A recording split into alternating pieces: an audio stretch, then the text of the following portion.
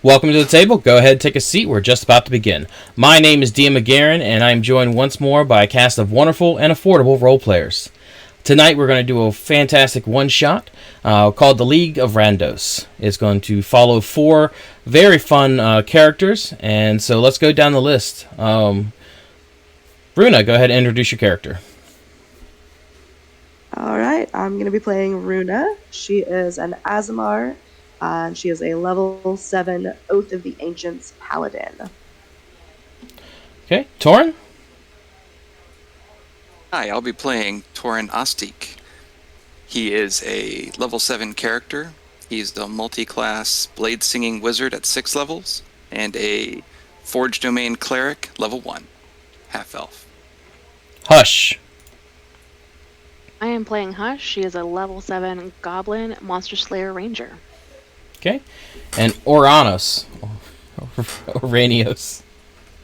Ouranios. Ouranios! Thank you.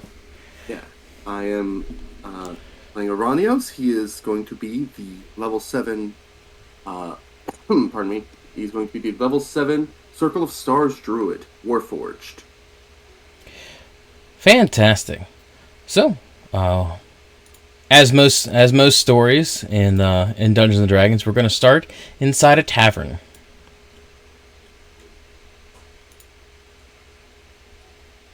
Ooh, such a fancy tavern. So, of course, this is the tavern/guild hall that you all have come to know, and that place is called the Red Lion. Is it an inn? Yep, there it is. It's a simple establishment. You guys go there for jobs to lay your head, for the night. Get drinks, get food. It's a central hub for the League of Randos. I have a question. Mm-hmm. Is there a reason I'm not inside the inn? Go ahead and place your token. Would certainly be a reason.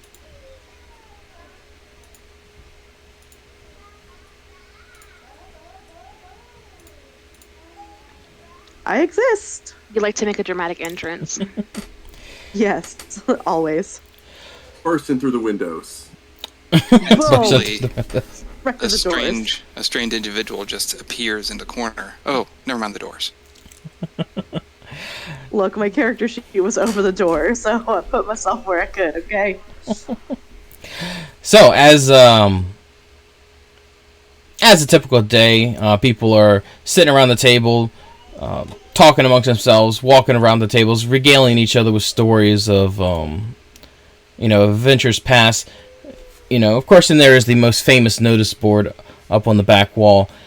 Our story will start actually with Torin. Torin, you have picked up a job. You haven't gotten it approved yet. So this job is for one of the frontier towns out in the Oberon Wildes, a place called Tarnsman's Rest. The owner of the inn there, Ruby, is offering to pay 1,000 gold to help in the case of missing children. You are to report at the Rook and Nook, which is the inn. One of the things that drew you to this is at the bottom of this notice is a red skull stamp. You, as one of the adventurers, know that means that somebody has already accepted the mission and has been reported missing. An extra 500 gold has been added to this mission for the return of the remains or effects. So, 1,500 gold total. What would you like to do? Is there any chance that I know the individual that, or the individuals that may have disappeared trying to complete this quest previously? There's a lot of people that go in and out, and you don't know of anybody that took the mission prior. Okay. I will, after examining it by the fireplace over here, I will stand up and I will leisurely walk to the bar. Okay. On my way, I will I'll pass by this Warforged gentleman right here, Mhm.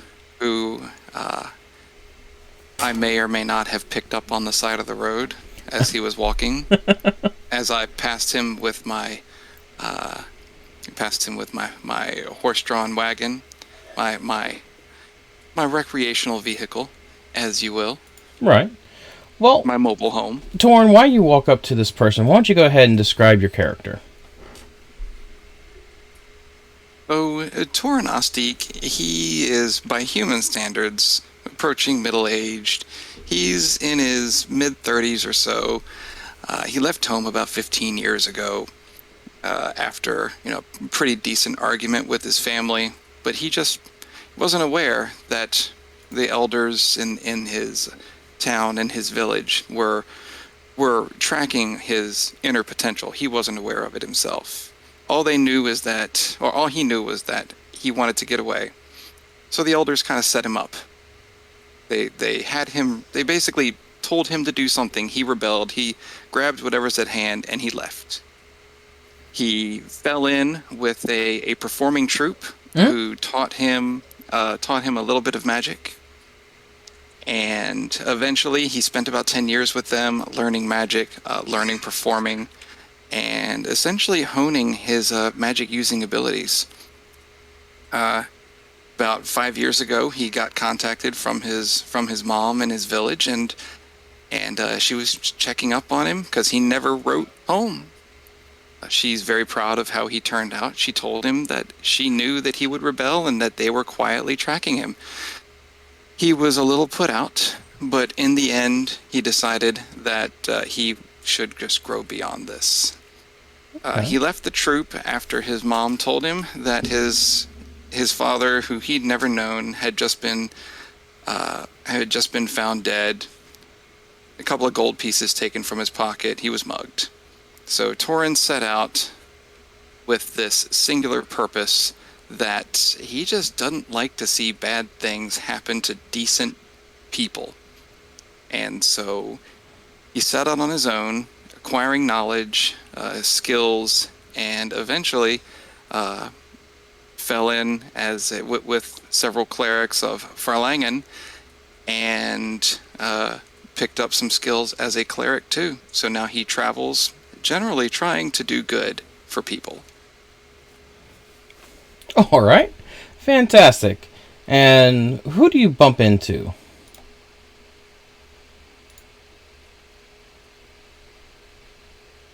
This gentleman, his name is Ouranios. All right, Ouranios. Yeah. Okay. All right, Ouranios, why don't you go ahead and describe your character for us? Of course. Ouranios is a Warforged. Calm and reserved, usually in his mannerisms. For garb, he usually favors deep midnight blue robes, as you can see. It doesn't show on the detail here, but they would probably be decorated with points of light that would connect into constellations, wearing prayer beads and such. He doesn't have a mouth, actually, as is usual amongst Warforged. It's just one solid plate for his face, except for one luminescent, bright bluish-white eye in the center that he uses. That can be surprisingly expressive for when he needs to be.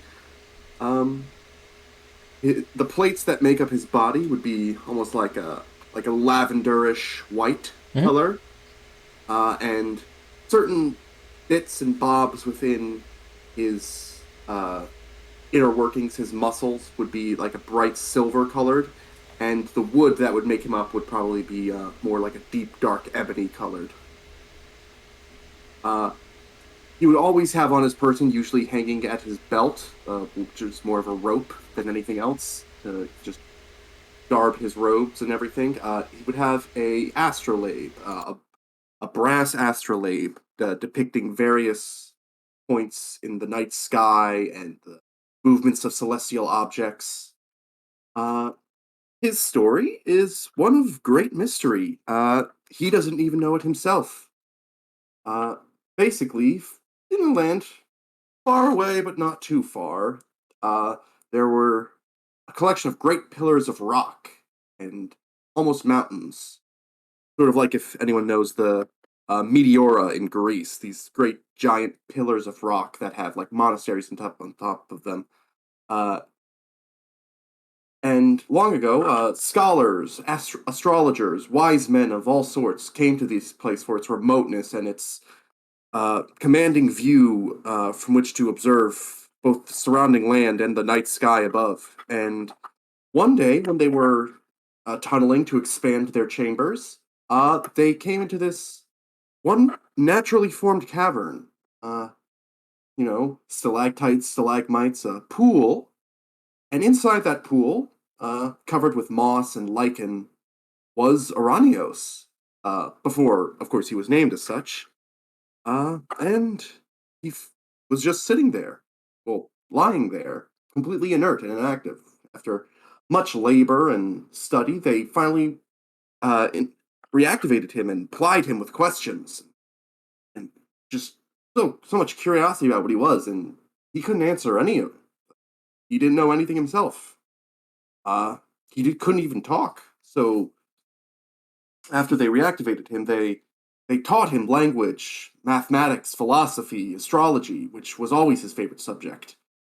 Which he took to almost instinctively. He loved it. He felt like that somehow held his answers that he was looking for.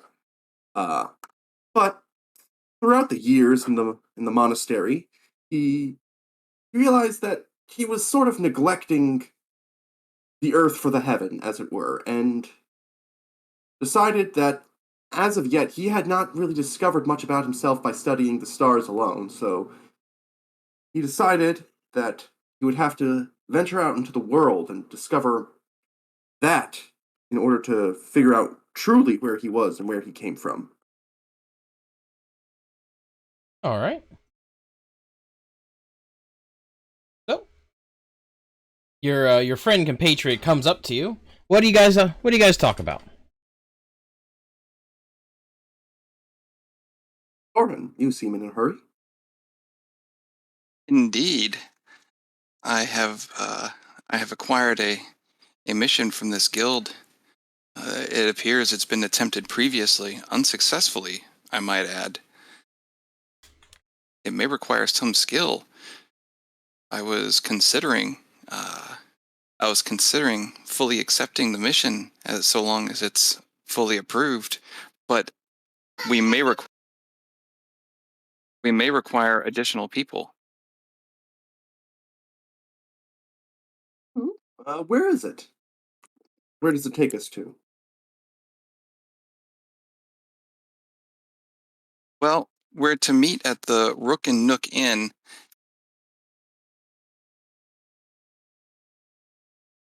at the town of... I couldn't write it down fast enough. I'm sorry. So you're to meet at the Rook and Nook Inn at Tarnsman Rest, one of the frontier towns that is about 2 days' travel from the capital by ferry. Tarnsman's Rest. It's about 2 days or so from here by ferry.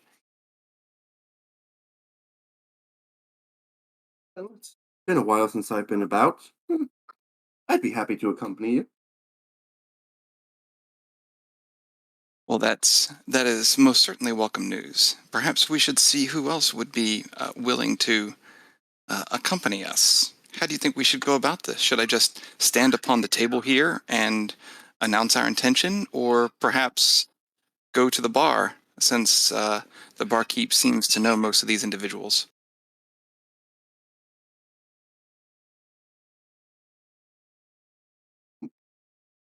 Hmm. Well, I think just standing up on the table, asking everyone if they want to join would probably be the best idea. Very well. I shall do it. And Torin turns and steps up onto a chair, and then up onto the table.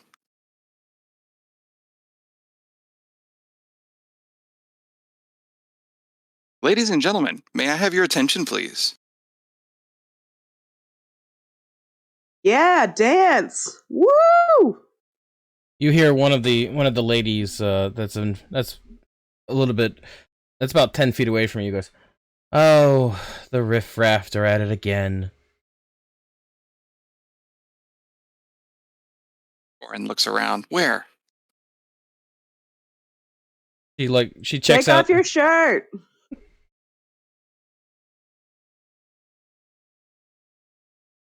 Deciding that he will not bow to the detractors, Torin starts reading the note and then announces that there have been there is an issue. There is an issue at Tarnsman's Rest, and there are numerous missing children. And I would appreciate if anybody would be willing to volunteer to help me remedy this situation, rescue these children. It appears that someone has already attempted and has failed. I don't believe this is for the faint of heart. Yeah, well, neither was the dance I was expecting, but I'll come with you. Oh, wonderful. And as she approached, Runa, go ahead and give a short description of your character. All right. Runa is fairly tall. She is very well muscled. She's got darker skin. Her eyes are potentially a little brighter than maybe they would otherwise be. They are a shocking blue. She wears, I believe, half plate. I want to say she wears typical paladin armor. Mhm. Let's just go with that. She's got a shield and a sword, and she is rocking a holy symbol of Bahamut. She does not have her wings out currently, but she's definitely an Azamar, and she was drinking a nice large glass of apple juice, which she lifts towards the guy on the table, and she's a little bit bummed that there's not going to be a dance, but you know, she'll get past that eventually. Fair enough. Fair. Ouranios will do a little dance. Be like this and just like shuffle from side to side. She'll flip him a copper. Oh, my wiring is fine, thank you. She's gonna she's drinking a pint of beer and just or ale and just gonna down it and then go, I'll come as well. It sounds like an adventure.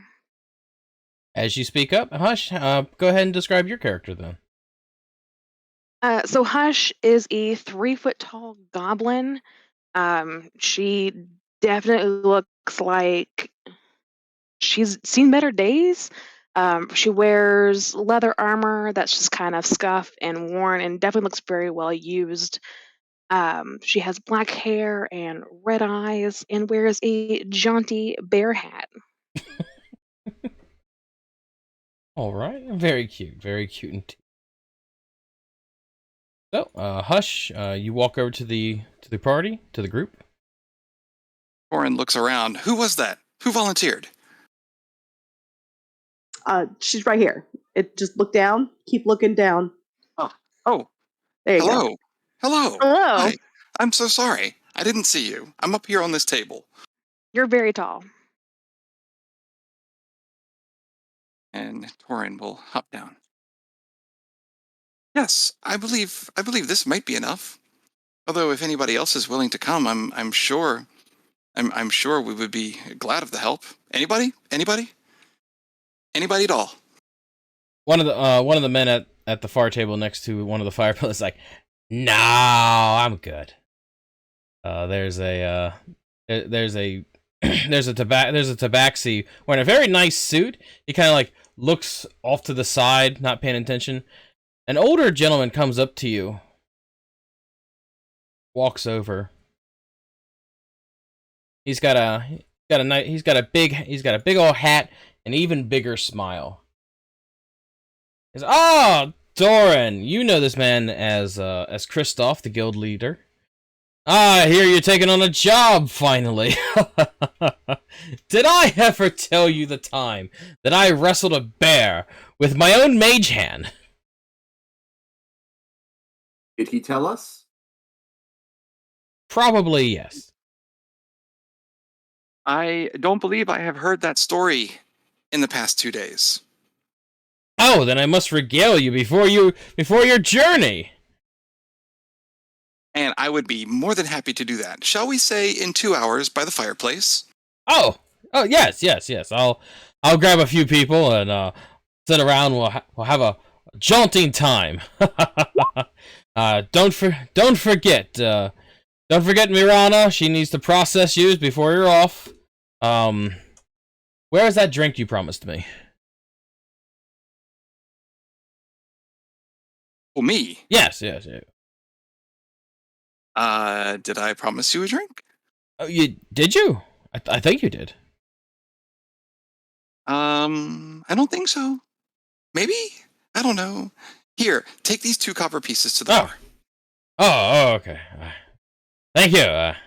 I owe you I owe you an extra story now.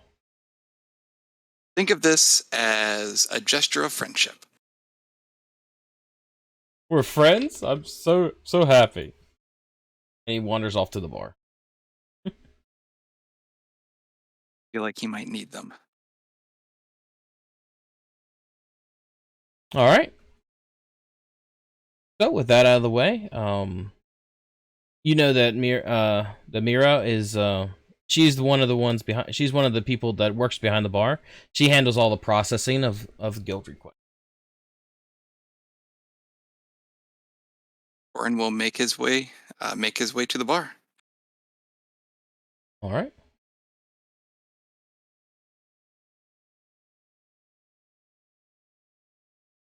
As you walk up, a very tired-looking elf looks down at you. Yes, Torin. What can I get you?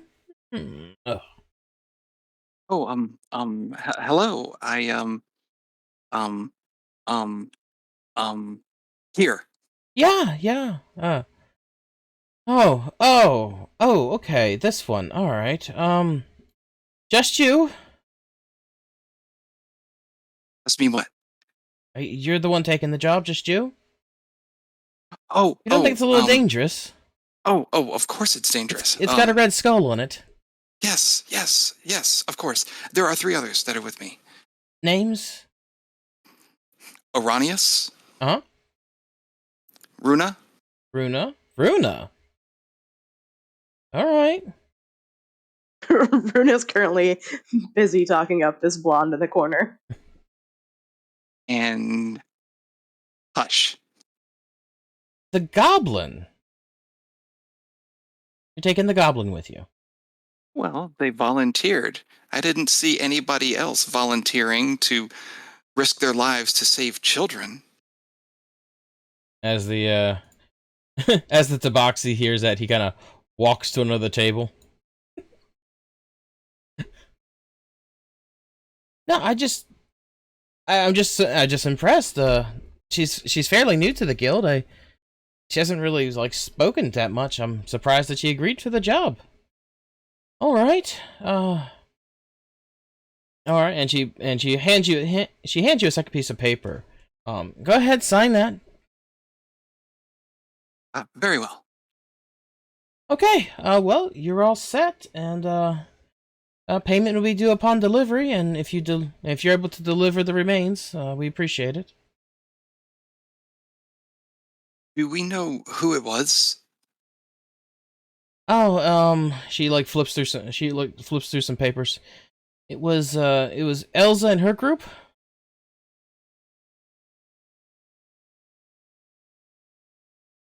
They just couldn't let it go, could they?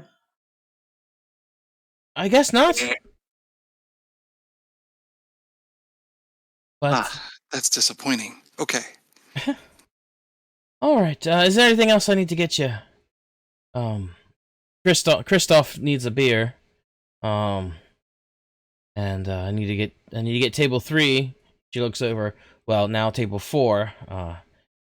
They need their meals and the Here.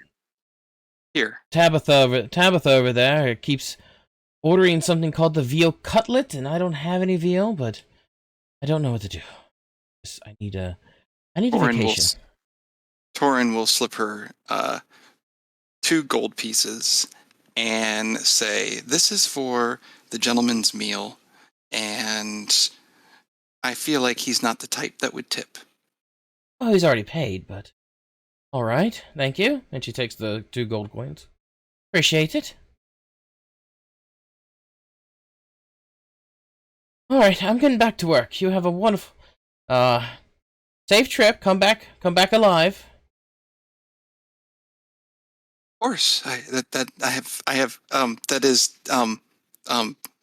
yes, thank you. Yes. Yeah, of course he's gonna come back alive. But first, he's gonna sit down and hear one of my tales. It's gonna be marvelous. Sir, I don't think we have time. We must be off.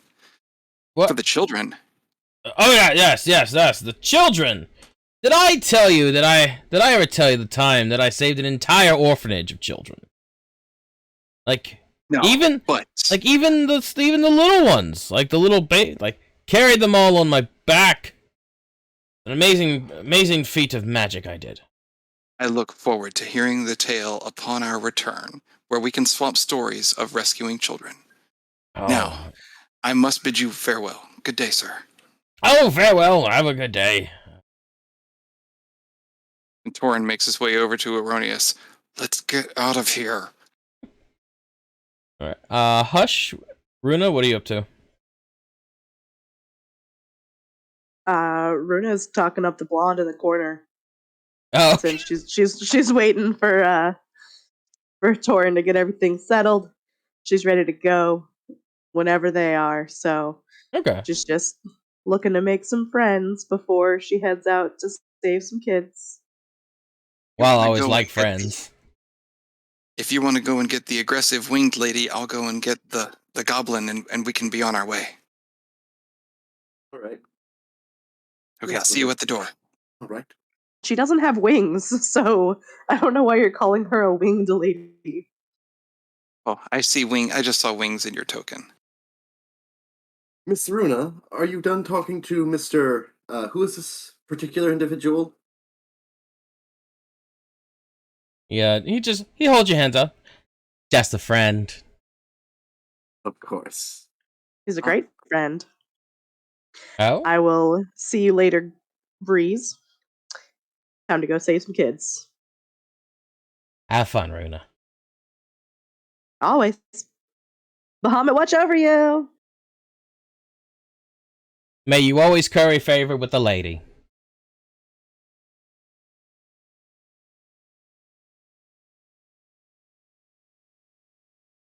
That's some fun inside stories from our other campaign. Dun, dun, dun, dun, dun, dun, dun. Oh, okay. I'm telling the listeners. I got you. I appreciate that. So, as the team head off,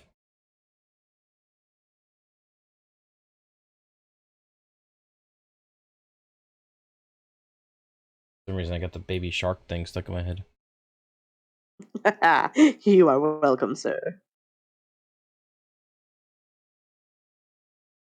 So you guys leave out of town and you catch the first ferry.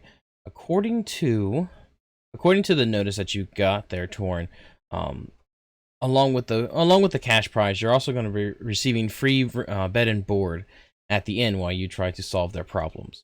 But to get there, you need to travel down the river Flurgrant. The trip is going to take 2 days, and it's going to has to be by ferry. As you guys head over there, you see rippling hills of greens. You see large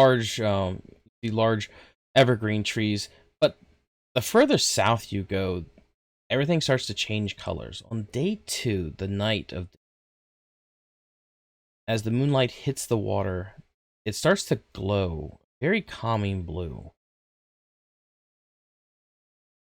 The trees start to light up with an almost a vibrant orange. Is this a known natural phenomenon of the land, or? It's a known natural phenomenon. They say that over here in Oberon's forest, in the Oberon Wildes, that the border between the Fey realm and the material realm is at its thinnest. The ferryman looks at you all as a, are you sure this is where you want to go? We can turn. I mean, I've done this for years, but it always kind of creeps me out. Torin approaches the ferryman and say, "We must onward." Onward indeed. As you guys reach the edge of as you guys reach the end of the river, it opens into a giant lake. And it's sitting on the island on the far bank is Tarnsman's Rest.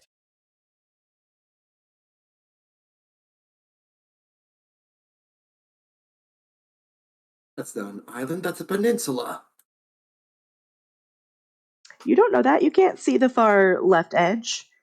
It could just be water over there. It is in fact an island. The water, at high tide, the water completely cuts off the land, and it creates almost a natural moat. The ferryman takes you over to the island, and ties off at the dock. It's like, all right, where are you guys heading to? The Nook and Crook and Book and other ooks. I'm following Torin. Oh, I see. The Rook and Nook, yes? Yep, that's the one. Yes. That's what I said. All right.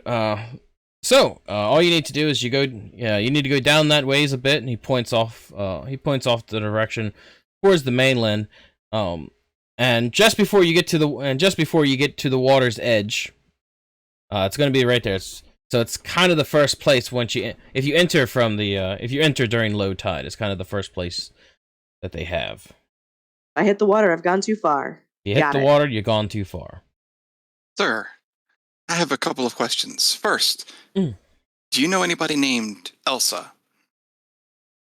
Elsa. I think it was with the Z. Elsa. Oh, pardon me, Elsa. Traveling with a group of adventurers recently? Yeah, there was a group of adventurers. I do recall. Kind of a like a normal tall woman, black hair. There was like a dwarf there. Kind of a Goliath man, right? Like 3 people. Yeah. Sure. Them folks? I believe so. Yeah. What do you need to know about them? What's going on? I haven't seen them in like 2 weeks. Okay, so you last saw them alive 2 weeks ago. Thank you, sir. Are they dead? I don't know. Oh. You're here to search for them, I see. Well, very considerate of you. They are amongst those that I am searching for, yes. My next question, Ruby. Is Ruby at the Rook and Nook Inn? Oh, she's the owner. Fantastic. I believe that's all the questions that I have for now. Oh. Thank you, kind sir. Not a problem. Happy to help. If you have anything else, just let me know. And Will do. Torin will turn around and lead his lead outlaw and his wagon off the ferry. All right. So, as you guys travel through the hustle and bustle of the small town, it is very much a fishing village. The roofs and the houses are all made from wood, Um, the wood itself is orange, which so it can be safely assumed that it's been cut from the local forest. People are kind of like looking at you a little bit with suspicious. Some people kind of, as you enter, as you approach them, they kind of walk into the door, shut the doors. They don't seem to be wanting to talk to you a lot. They don't want to seem to be interacting with you that much. Hey, Hush, instead of walking, do you want to be on Runa's shoulders? Absolutely. Awesome. And Hush is just gonna be watching everybody, just looking at everyone back. Just like the image of like this goblin on Runa's shoulders with the little teddy bear hat. It's just too much. I had to. Fair enough.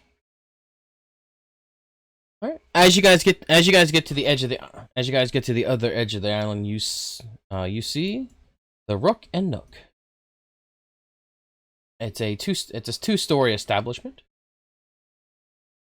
You see light in the windows. There's a person that comes out. He just kind of stumbles and walks out, swaying a little bit, slightly drunk. He's like, "Oh, hello.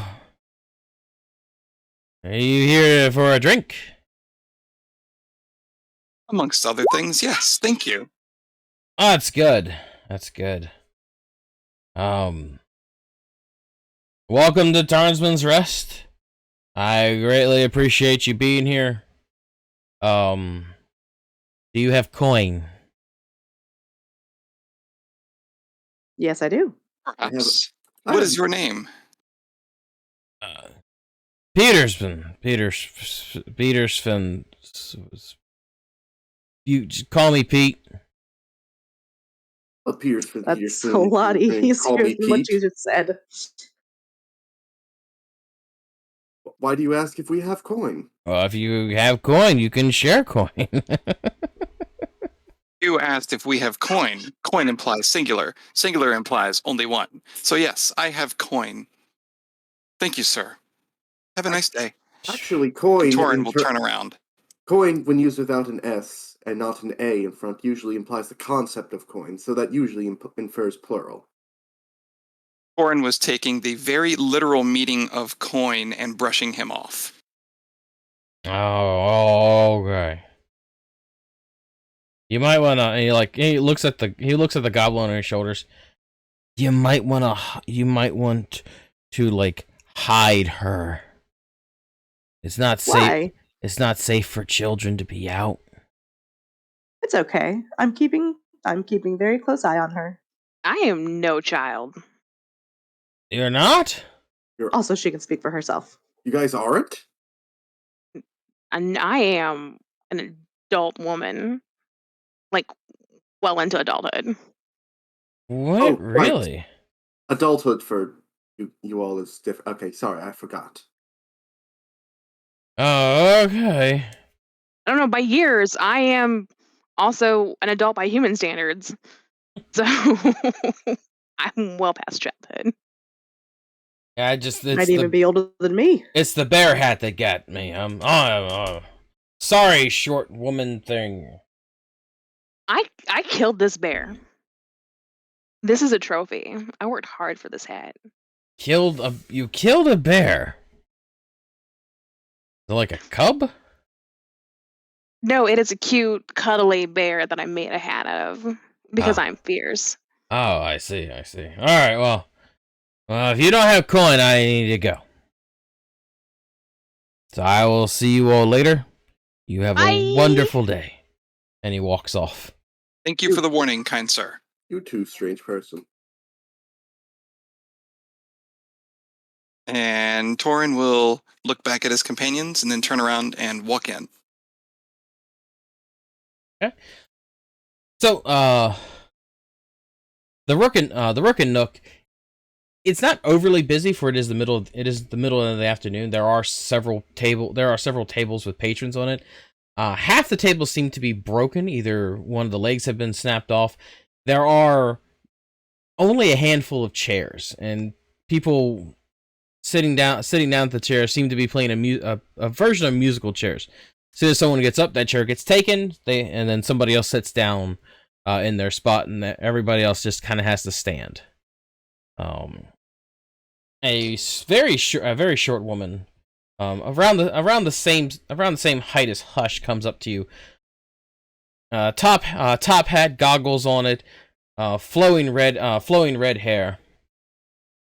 And she looks at you all. It's like, from I don't the league. recommend going outside. Just FYI, there's a guy out there who might mistake you as a child and tell you to stay indoors. Oh, don't worry about Pete. He's an idiot. We know, but I just wanted to let you know. Oh, you're a very kind lady. I appreciate that. You guys from... And yes, we're from their league. Yeah, fantastic. Okay, wonderful. You, Ruby? I am Ruby. Thanks for asking. It's gonna be that deductive reasoning that's gonna get you not killed. That is excellent. Thank you. My name is Torin, and this brash one is Runa. And this gentleman here, and he gestures to Ouranios, is Ouranios. And then he gestures on Runa's shoulders, and this is Hush. Hush waves enthusiastically. She waves back. Hi, Hush. Is that your full name, or... That is my full name. Interesting. All right. Well, I'm not one to judge. So, I mean, let's just get down to brass tacks. The kids been going sick. People, they're, small things, coughing, fevers, that kind of stuff. Local doctors. Some of the kids have been falling asleep and not getting up. That's concerning.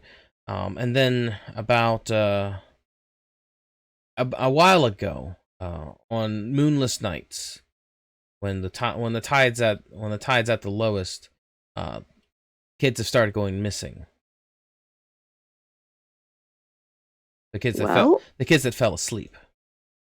Do they only go missing on moonless nights, or did it start on the last moonless night? They only go missing on the moonless night. Do they just disappear, or is nobody watching them, and then they come back and they're gone? Well, the last group that was here, so last time it happened was the Farers. Their local blacksmith daughter's Belinda. She suddenly became ill, fell asleep. The parents locked her in the room, but when they went to check on her in the morning, she was gone. Well, that was a rookie mistake. Oh, all right. They're not adventurers. They're blacksmiths. That's fine. Are there any sick children right now? Yeah, there's a healer of sorts, so I'd like to see them. Sure. I mean, you can go around, knock on doors. I don't have any here. This is an inn in a tavern. Well, Perhaps yes, it is not the best. Perhaps it is not the best idea to go knock on doors and say, "You got any kids?" Well, no, I was asking Ruby because I assumed that you would know whose children were sick, and you could point us directly to their house so that we didn't have to go knocking on doors. We can just say, knock, knock. Hey, Ruby told us about your kid. We're here from the league. We'd like to help. Honestly, I was just kind of given the job of grading you guys. The town took a collection, and I'm kind of the point of contact. I'm not really. I don't know everything going on in the town. I'm just here to explain what's kind of going on, and you guys solve the issue. And well, can you tell us who has kids and which ones have already gone missing? Well, like I said, the Farers just lost their daughter. Right. I'm looking for somebody who has not lost their child. So anybody you know who has kids that hasn't gone missing. Well, that's where we'd like to go. The miller's son. He's gone sick, fell asleep. He hasn't gone missing yet. Then you have then you got the tailor's boy. He's sick. And I think she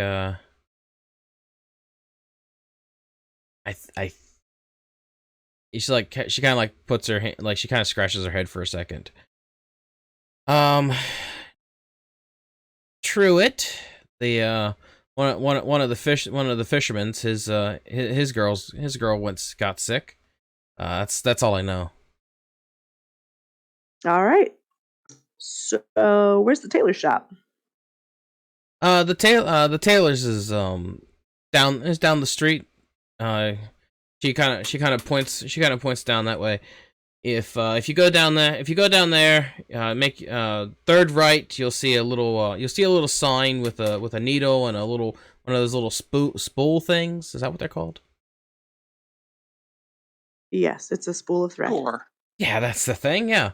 There you go. If you find that, there you go. You'll find the person. Sounds like a good place to start. What do you all think?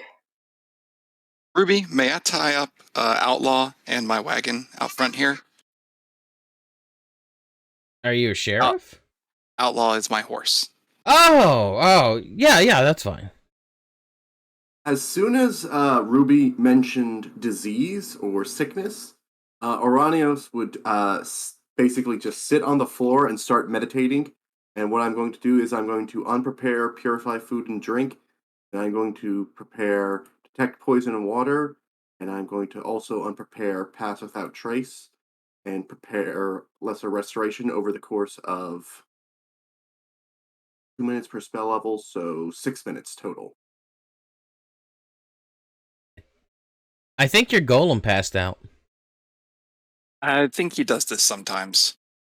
Oh, is he defective? Did you forget to beat him? Do they eat? Well, That's what I was about to ask. maybe we should just give him a few minutes. Let me go and tie up my horse outside, and then Well, it's in the middle of my we floor. can go and see. Maybe try turning him on and off again? Ooh, that's a good idea. I'm not turning them on. Somebody get the oil. I have an oil can if you want to use it. All right, you'll deal with the horse. I'll get him out of the way. And Runa will she'll squat carefully because she's still got Hush on her shoulders, and start to drag him out over to the corner. Oh dear. All right. He is utterly rigid. He's like a statue at this point. And yeah, that's why she's dragging and not lifting. Just allow just. I was like, and Do you want me to make a strength roll or anything? Go ahead and let's do our first roll of the night. Let's go ahead and get an athletics check in here. Oh, you want to? Okay. Yep. It's not the worst. You're able to move Ouranios off the main floor, but it is very loud. Everybody's kind of disturbed at the noise that you're making, and they're just kind of looking. They're just all eyeballing you. Just are you serious right now? It is the unless y'all want to help, it's gonna be obnoxious. Hush is gonna clamber down and help push. No, it's Hush. Very sweet of you. All right, so 6 minutes. Judgmental pricks. And after 6 minutes, Ouranios activates. I feel like this is like when we play Destiny, and you're looking at your menu, and then you pop out of it, and one of us has pushed you off the edge of the map. I mean, essentially, yeah. He wakes up in a different area. All right, I should be equipped to streaming on Saturday nights. I should be properly equipped to address the fledgling. Okay. Awesome. You do that. So at that point, Torin will come on back in and ask if anybody's ready to go and head on down the street and start looking for this, looking for the millers, the tailor. Or the miller too. Why not? Yeah, let's focus on the tailor first. Or we could just put them both together and just watch the children all night. I thought the Millers don't have children anymore. Well, no, Runa asked to go see them not at night. She was going to go try and heal them. That was why she was asking where they were. She wanted to basically diagnose their illness. Okay. So you head to the tailor's. It is the shop is open for business. There is a kind of a squat gentleman. He's sitting there. He's got big rimmed glasses. His hair is only grown out of the sides of his head, but it is growing long and luxurious. And he looks over at the four of you and is like, "Welcome. Yes, customers, come in. Thank you so much for visiting our small town. Heading out for a big adventure." Nope. Oh. No, I think we found one right here. Oh, you've come about oh, thank God. Thank God. So His name is Bahamut. But yes. Name is your child. Or Bahamut. Farlangan. I'm not even going to pronounce that one. Alang. He's like, oh, his mouth Farlangan. Farlangan. Farlangan. Faram. Farlangan. Okay, I think I got it. Very I think good. I got it. Yeah. All right. Ouranios will just, under his breath, just say, Selune. Yes, they are silly now. Yes. So your child is sick, we hear? Yes, my boy, little Well, Chuck. We've got some heals. So we'd like to see if we can I'm not diagnose and I'm not a cobbler. I'm sorry. Not you. We have some. we are healers. Some of us are healers. Oh, you're a healer. Oh, I'm sorry. I didn't understand the terminology you're using. We're kind of a backwater area. Yes. Shake his head, be like, these young folks and their slang today.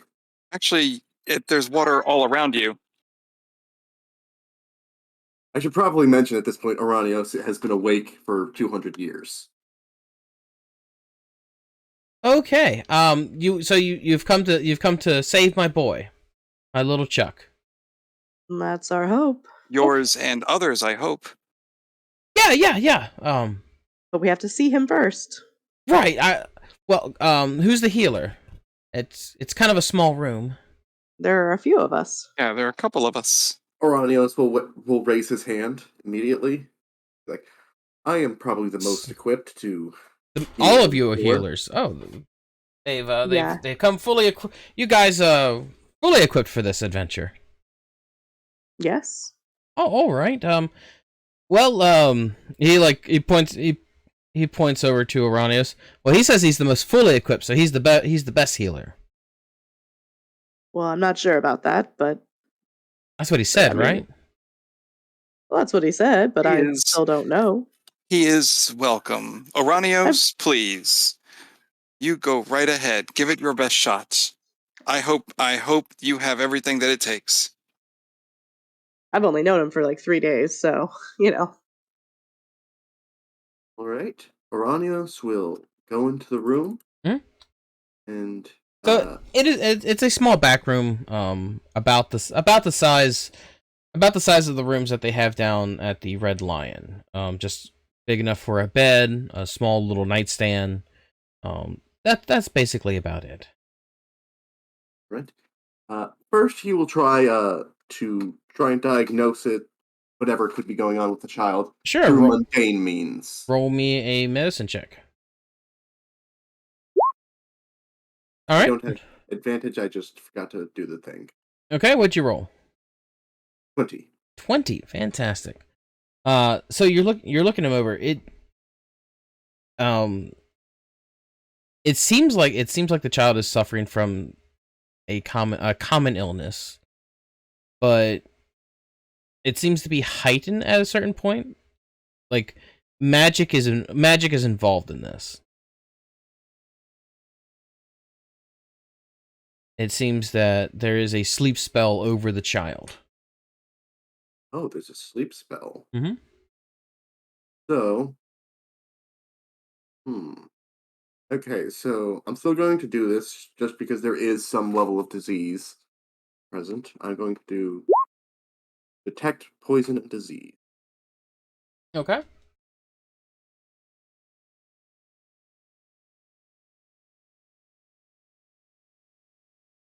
Is anything? Yeah, I'm just Okay. fixing something real quick.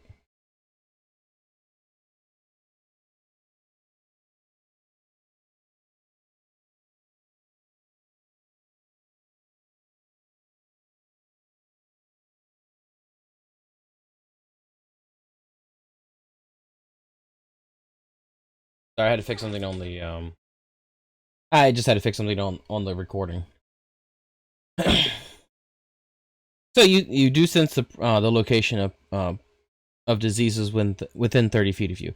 It seems that everybody in the area is infected by some type of disease. Not the four of you. You're just new to the area, but the adults have it. The small children have it, and it seems to be centered, like right behind their eyes. Oh, yes. Mm-hmm. All right. Well, I'm going to try something. I'm going to try lesser restoration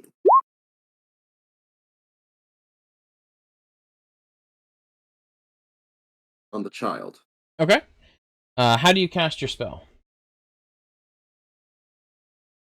I will produce my astrolabe, and I Mhm. shall channel the power of the stars in the power that I have learned throughout my studies into it, and from it, after I move certain parts of it into certain positions, uh, obviously not holograms because holograms aren't a thing in fantasy, but like points of light that depict a certain constellation that has been associated with healing and curing of diseases materializes above the astrolabe. Mhm. And I channel that energy into the child. As that starlight hits the child, and you're still detecting the poison. You see that disease, that illness start to burn away. The child's face that was flushed with fever, it slowly starts to go back to a normal pinkish hue. He takes a deep breath and he slowly but certainly opens his eyes, like, huh. Oh, hello, He just has Papa? he just has this 6 foot tall cyclopean android just staring at him. Be like, "Hello, little one." Are you an angel? I'm not sure, but I did heal you, if that's what you're asking.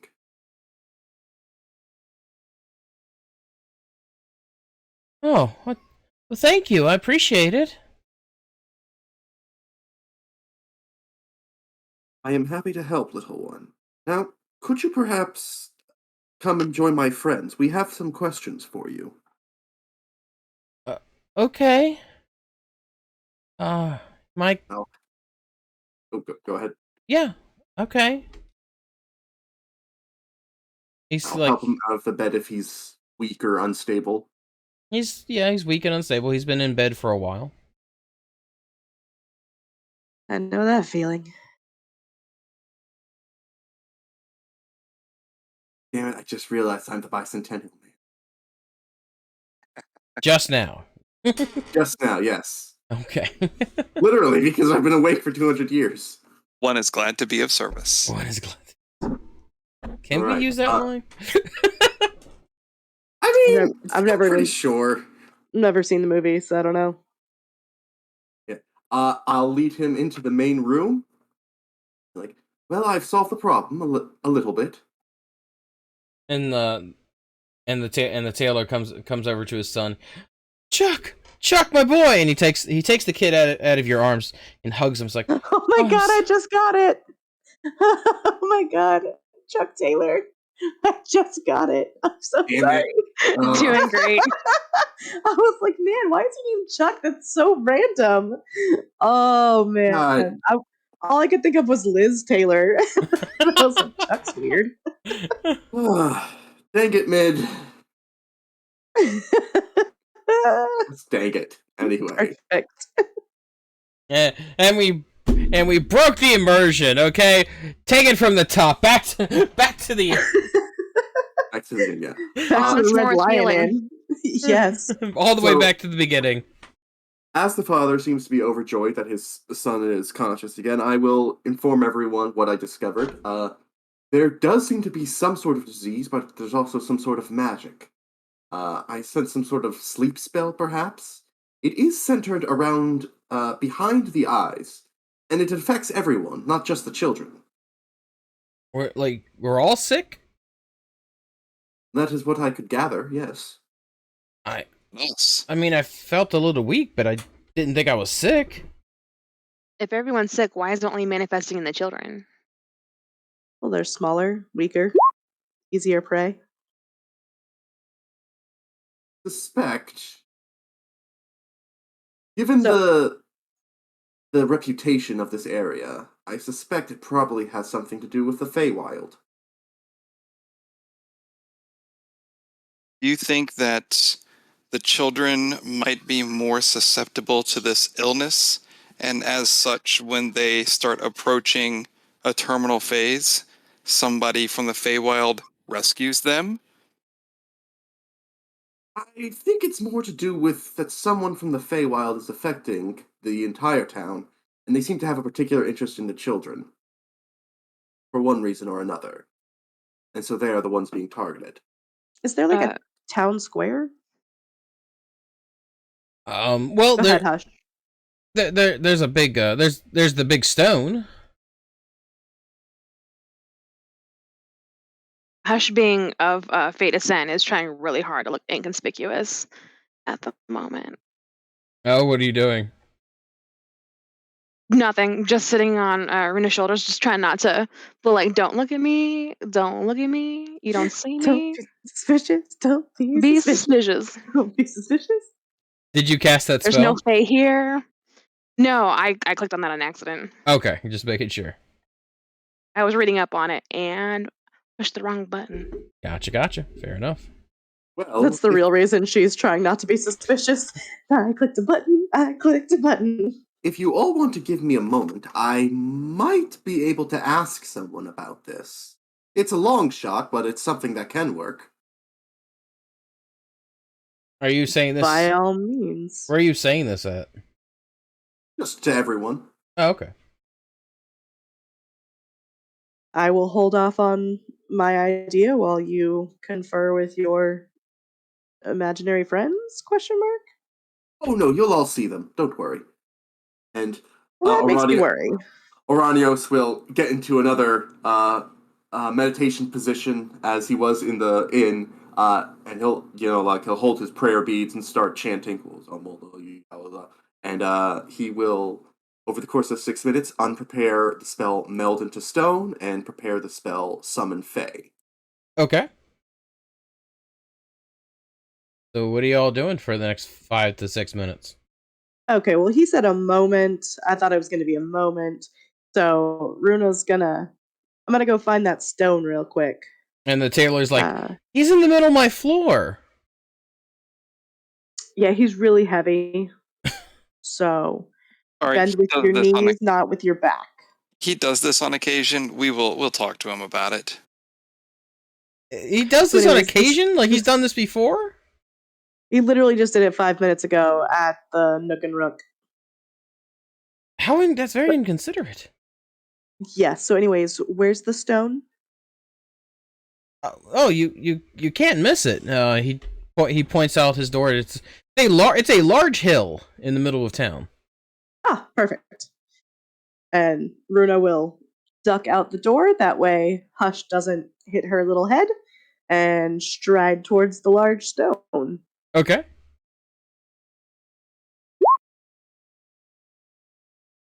Torin will wait for his warforged friend. Fair enough. All right. So what do you so what do you do, Runa? So as a paladin, Runa has this thing called Divine Sense. Mhm. So she is going... Oop! Pressing buttons. So she is going to... Basically, she was looking for, like, the center of town. So she's looking for somewhere, like, with lots of... Like, it's got, like, a 60-foot radius. So she wanted to be, like, in the middle of everything. Yeah. And it basically will let her detect the presence of, like, strong evil or good. So she's going to do that and just kind of commune with herself and see if there's anything overwhelmingly good and or evil plaguing the town that she can see in this area. Okay. As you open yourself up to the celestial as to your celestial powers, you get this very, like, underneath your feet, you get this very calming sense, a very strong sense for good. But all around you seems to be this ominous wind that's blowing in from the mainland. But there seems to be some type of protection, some barrier that surrounds this town that's preventing most of that curse coming through. You're pretty sure that without that protection, the town could be going through something a lot worse. All right. With that in mind, she's gonna tell Hush about it as she heads back towards the tailor's shop. And Sorry, go yeah. on. No, that was about it. During our little adventure, can Hush do just a general perception check? Sure. What are you trying to perceive? If there's anything kind of I'm either magical or out of sorts, how the children are being taken, maybe.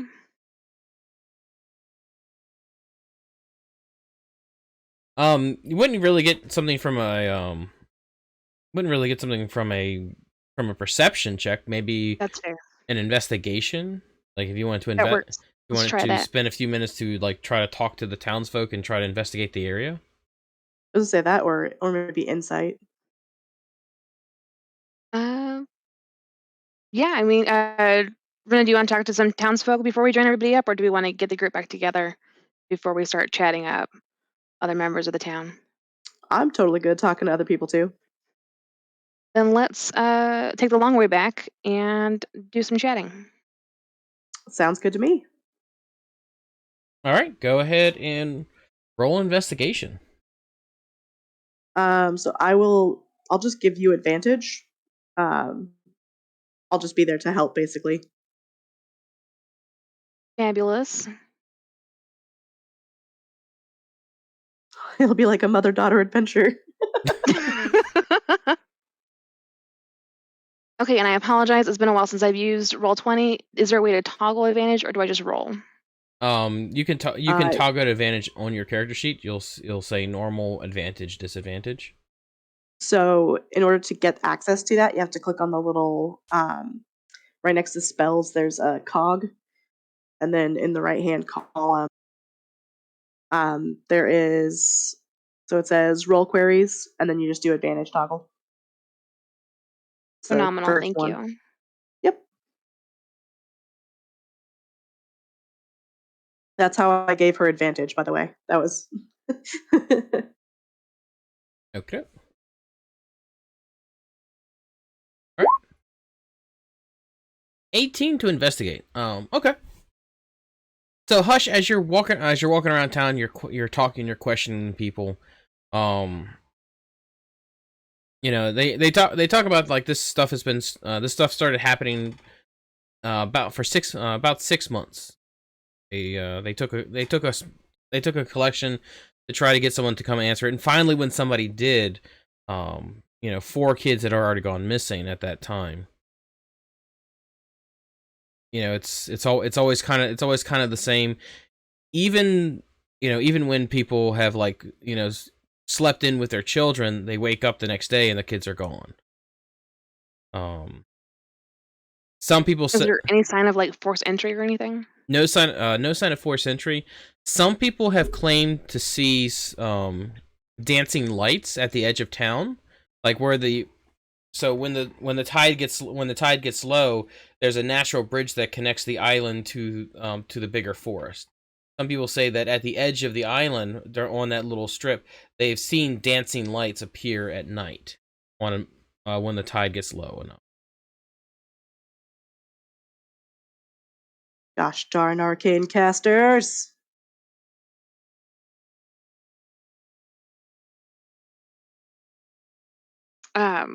We should probably check out around at some point in time a house where a child's been taken recently to see if there's any residue or something left behind. I think that's a good idea. Okay. We know the Farers, they recently lost theirs. So we can find out if they're close by. All right. About how long has it been? It's probably been a couple of minutes by now, right? Probably about been So- 10-15 minutes. All right, we should probably grab the should others. Yeah. All right. He's probably stopped being inert. He's not a nerd. He's just sitting down and meditating and chanting. He's fully aware of what's going on. He's just not paying attention to anyone. He's just decided. Right, he's inert because he's not reacting to people moving him. Ergo, inert. Fair enough. So by the time you get back to the store, Torin and Ouranios are waiting for you, probably outside.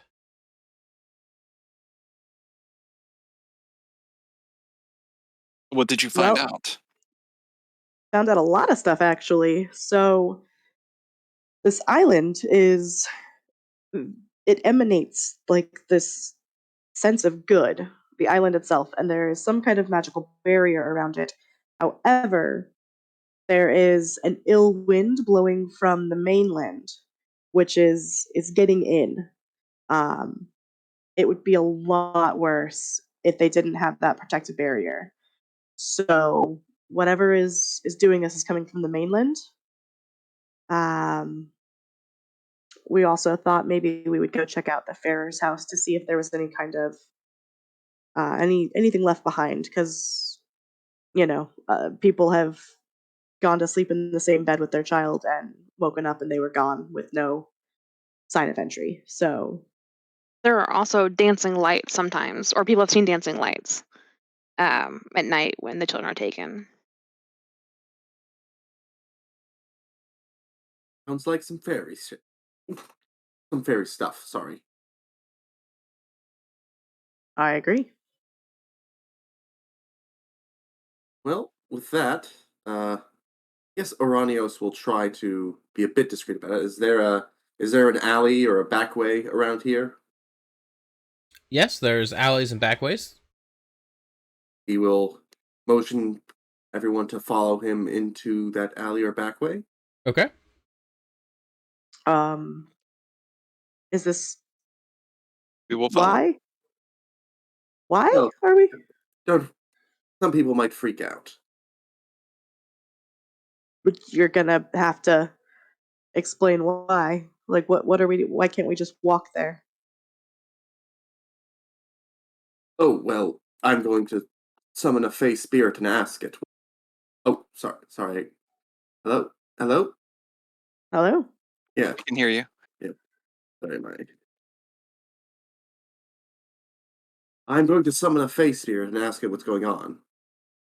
Oh, okay. You just told us to follow you into an alley. You did not explain why. So Ah, right. I figured asking why was It's a- pertinent. A little sus. Just a little suspicious. Just remember, don't go into strange alleys with strange robots. Exactly. I will. So Runa will follow to the alley, but she's gonna stand at the edge of the alley and kind of keep an eye out, so that she can like hear what's going on, but she can also keep an eye on the street. Okay. All right. Ouranios, you find yourself a back alley that is deserted that is void of people. There seems to be a little bit of refuge, a little bit of trash spread around, but nothing too crazy. The ground is wet, but the town is on the middle of a lake. Be suspicious if it wasn't. What are you doing?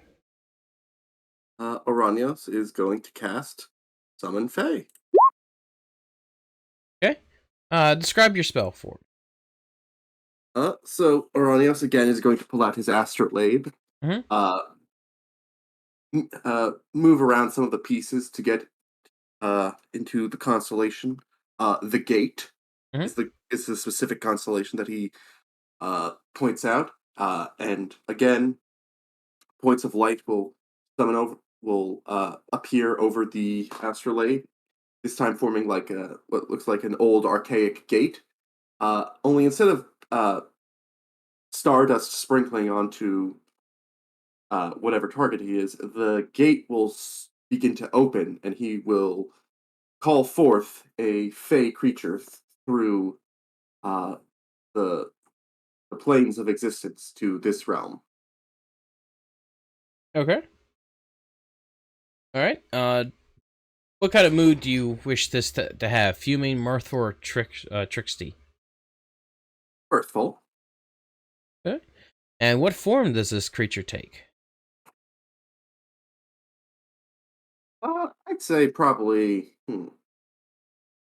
all about stars, so maybe like a large lightning bug. All right. So the constellation shifts, the gate opens up, and out pops a large lightning bug. It floats over to you. It kind of flashes its little lightning butt joyfully, and it buzzes around your head. All I can think of right now is who's got a bug zapper. All I can think about is the lightning bug from the Frog Prince. Oh man. Oh, the Cajun one? Yeah, the Cajun one. Oh, Runa's sword is moon touched. But I can't do a Cajun accent, so I'm not going to do that voice. If the lightning bug turns on you, her sword lights up, so it'll be attracted, and she'll zap it. Not zap, she'll slash it, but zap, Yeah. Got it. Hello, friend from beyond. I was wondering if you could perhaps answer a few questions for us. Hello. How are you? Yes, questions. So I don't know how familiar you are with this area, but do you have any idea of what's been going on here, at least on the other side? Dark tidings, very dark.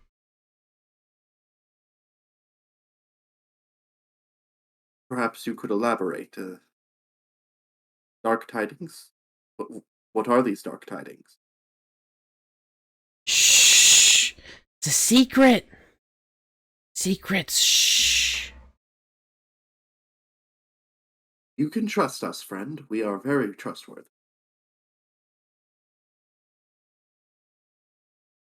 Three have gathered and wish to bring about a fourth. They say the king may know, but doesn't say anything.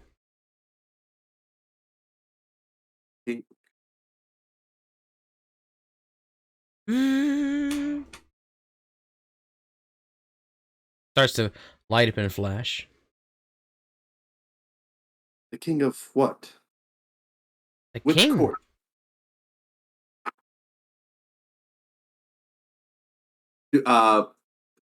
Would I be able to make any sort of check to try and discern which king he's speaking of? I assume it has something to do with the fairy courts in one way or another. Perhaps. Roll an insight. Right. Ah, darn it. As a druid, of course, you're not that versed into the fairy courts. What's wrong with you? um, uh, you're like, okay, that's kind of what you get out of him. Is he's talking about a king, probably has to do with the Fey courts, but you're not that versed into Fey politics. You're more about, you're more about the material realm and the stars. Fair. So can Torin, in his research and education, can he maybe try to reach back into some of that knowledge and see if he's read anything about this? Roll a history check. I give myself a little guidance. You like? Give myself a little guidance. I'm gonna guess this has nothing to do with dragons, so I'm not even gonna bother to roll.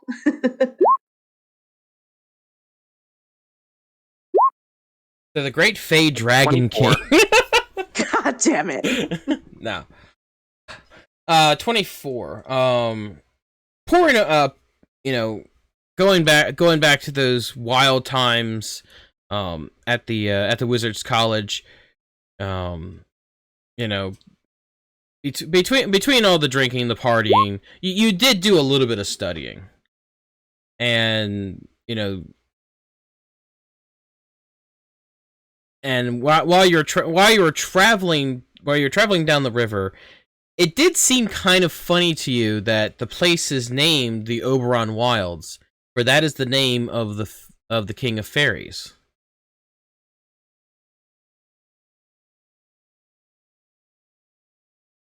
So, Torin will sit in his thinking pose for a minute, kind of rubbing his hairless chin, and then he will have an aha moment, and he will relay Oberon Wildes, Oberon King, and then he will look at the Fae. Am I close? The Fae doesn't respond. It just kind of zips and hides behind Ouranos' head.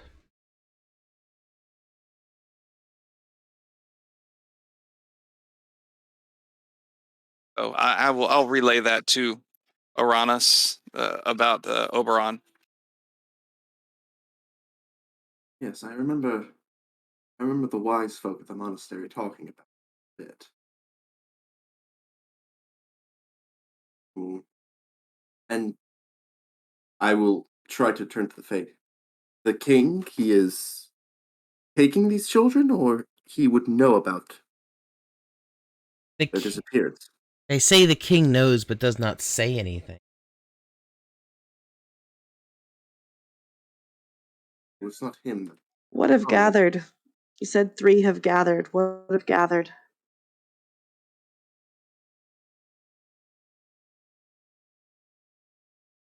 Maybe you have to ask your little bug thing. What's gathered? Can you ask your little bug thing? What has gathered? Are you talking about the children? Not children. 3. Yes, 3 what have gathered, and they're trying to make a 4th, but what are the 3?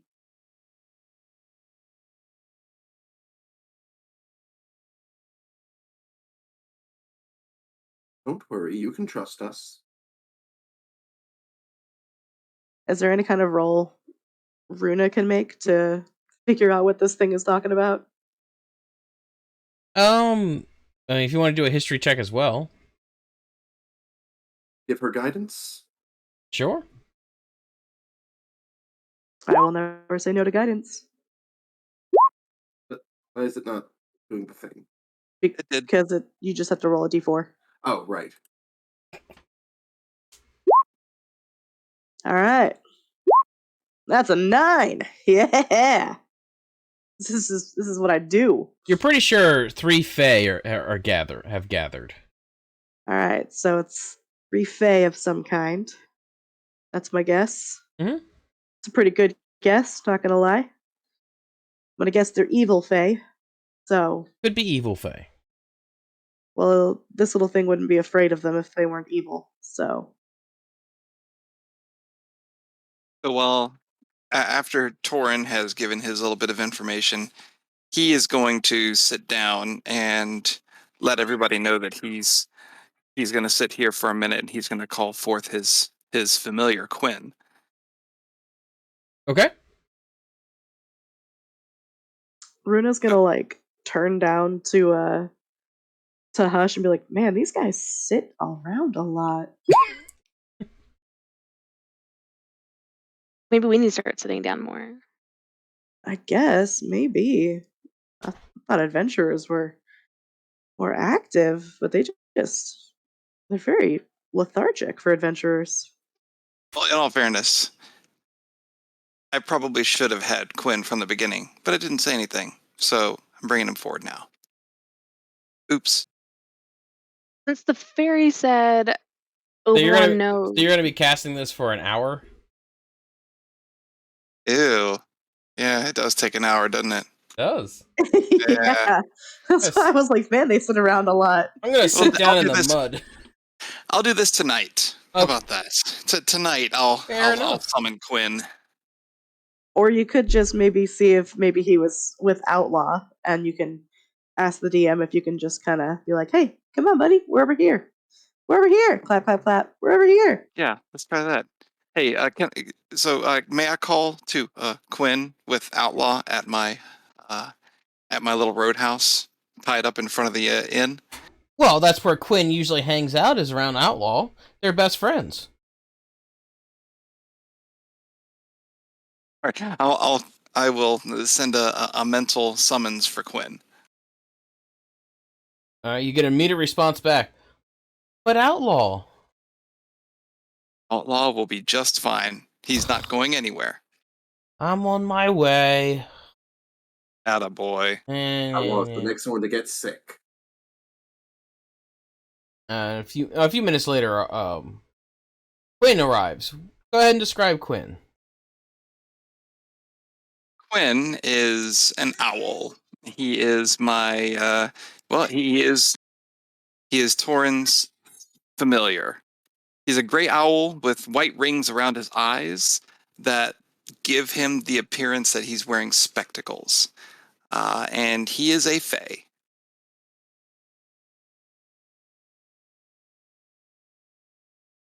So does everybody have pets here, or am I just? Well, you seem to have Hush. She's I have not a my pet rock. Hush is not my pet. She's a grown woman. It's not my pet. Ah, It's a you're friend. toting her around like one. A friend from beyond. Not toting her around like a pet. My mistake. Toting Just her making around like notes. a child. All right.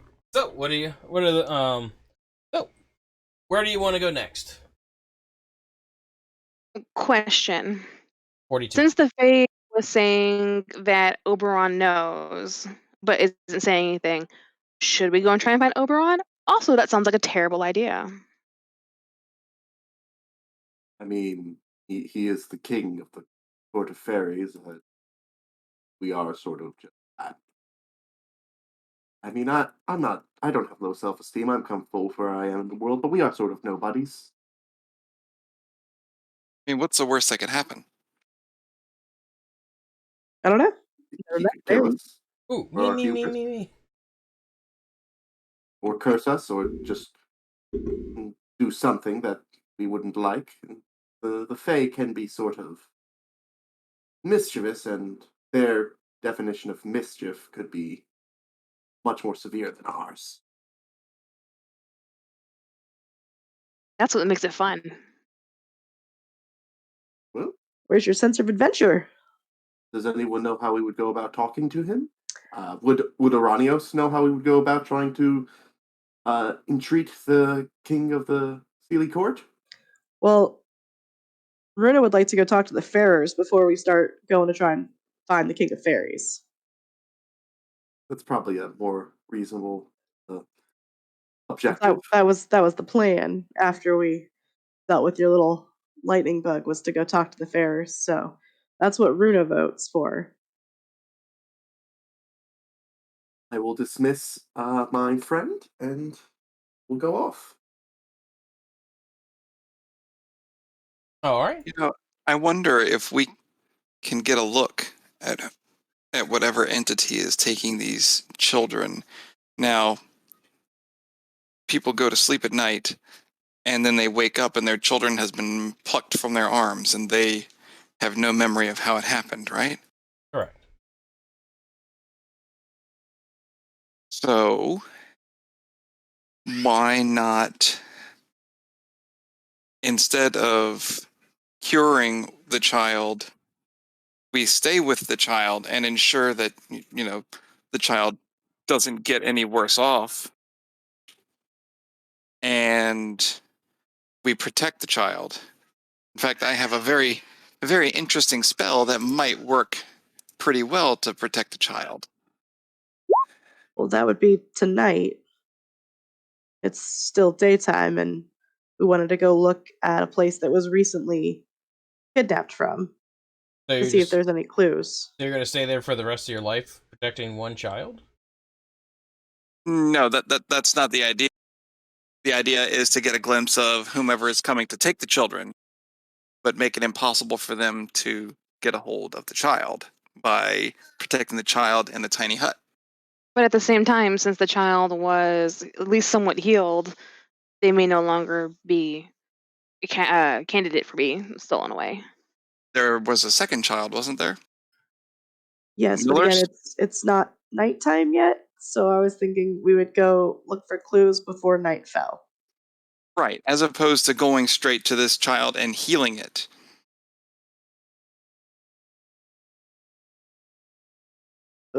So you don't want to go look for clues?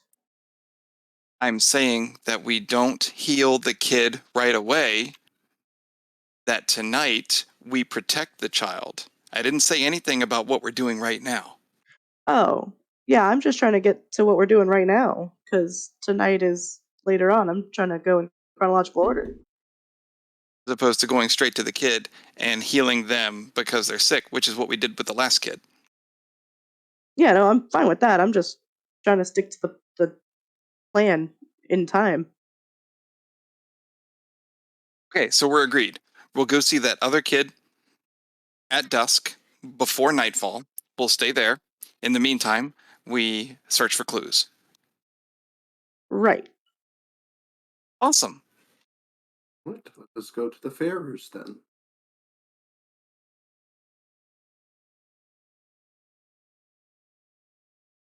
All right.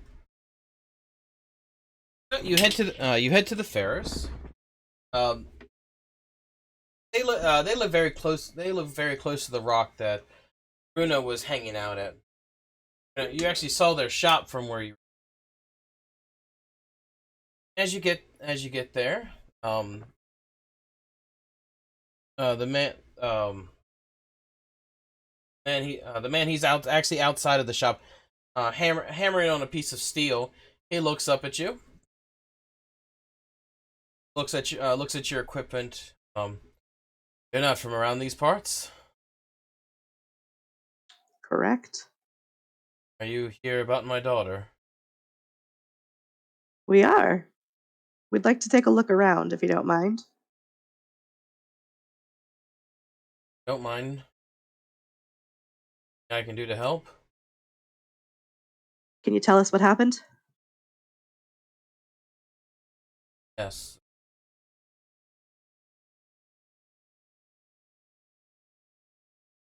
Probably heard about the illness. Well, Linda fell asleep. Tide was getting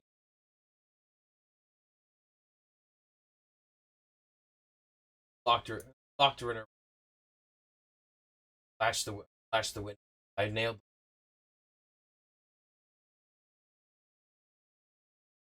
locked her door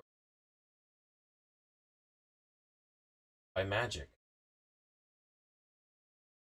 Magic does sound like the culprit here. Can we see the room? Yes. My wife can show. Turns his head. Mora, adventurers are here. This other woman comes out. Like, oh, hello. Nice to see you. Well, I mean, not nice, but you know what I mean. You're here to see. You're here to hear about your friends, right? The adventurer people. We're here Them for the and children. your little girl. Right. Oh. Like I told them. Your husband said we could see her bedroom. Yeah, you can see the bedroom. Thank you. We'd like to take a look. What did you tell them? Well, so like I said, in the morning she was gone. There was 2 sets of footprints that led from the house toward. Right. We hired. First off, we hired a tracker. He said he lost the trail once he reached the stream that cuts through the forest. After that, he says that fog came in, lost in the forest for 3. The league members, they showed up about a day or 2 later. Linda had been missing about a fortnight at that point. So, and I spoke to the adventurers about 10 days ago, I think. About so.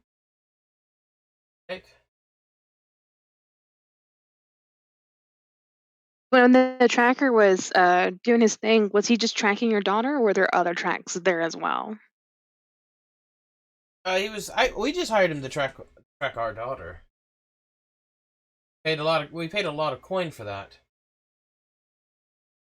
Did he specifically track your daughter, or did he track a being or entity that carried your daughter? Don't I know. feel like this is important to know who these footprints belong to. One was Bigfoot print and small footprint. Like a Belinda-sized footprint? Yeah. So, are you saying that Belinda fell ill, fell asleep, stayed asleep, you locked her in her room, you secured the room, you nailed the windows shut, you woke up, you unsecured the room, you went into the room, all the windows were still nailed shut, she was gone, and 2 sets of footprints, one of them which looked like hers, led from your house to the woods, correct? Correct. So, following that, we could say that Belinda was woken and then walked with, either willingly or by compulsion, an individual into the woods. That's what they said. Yeah. So something put her to sleep, and then something woke her up that wasn't natural. That's what the last people said. Yeah.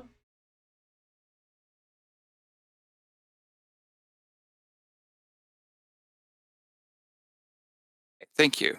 You're welcome. Can we look around her room a little bit? I've already agreed to that. Thank you. And Torin will look around a little bit. He will poke around like under the bed, look directly at the window.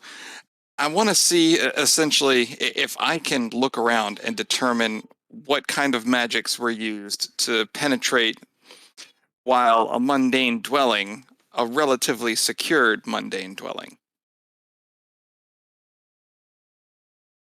One more time. I want to know what kind of. I want to look around and try to determine at least several different types of magic that could have been used in order to get this little girl out.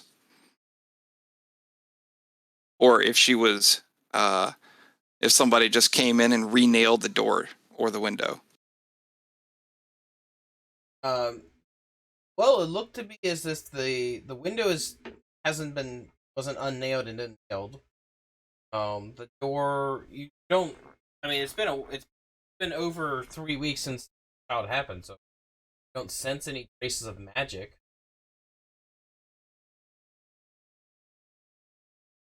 And Belinda was the young lady that was most recently taken. Yes. And there's no moon tonight. It, There is a moon tonight, and all the children previously disappeared on moonless nights. correct. Are we talking moonless or new moon? Do I know when the next moonless night would be? Probably in about a week or so.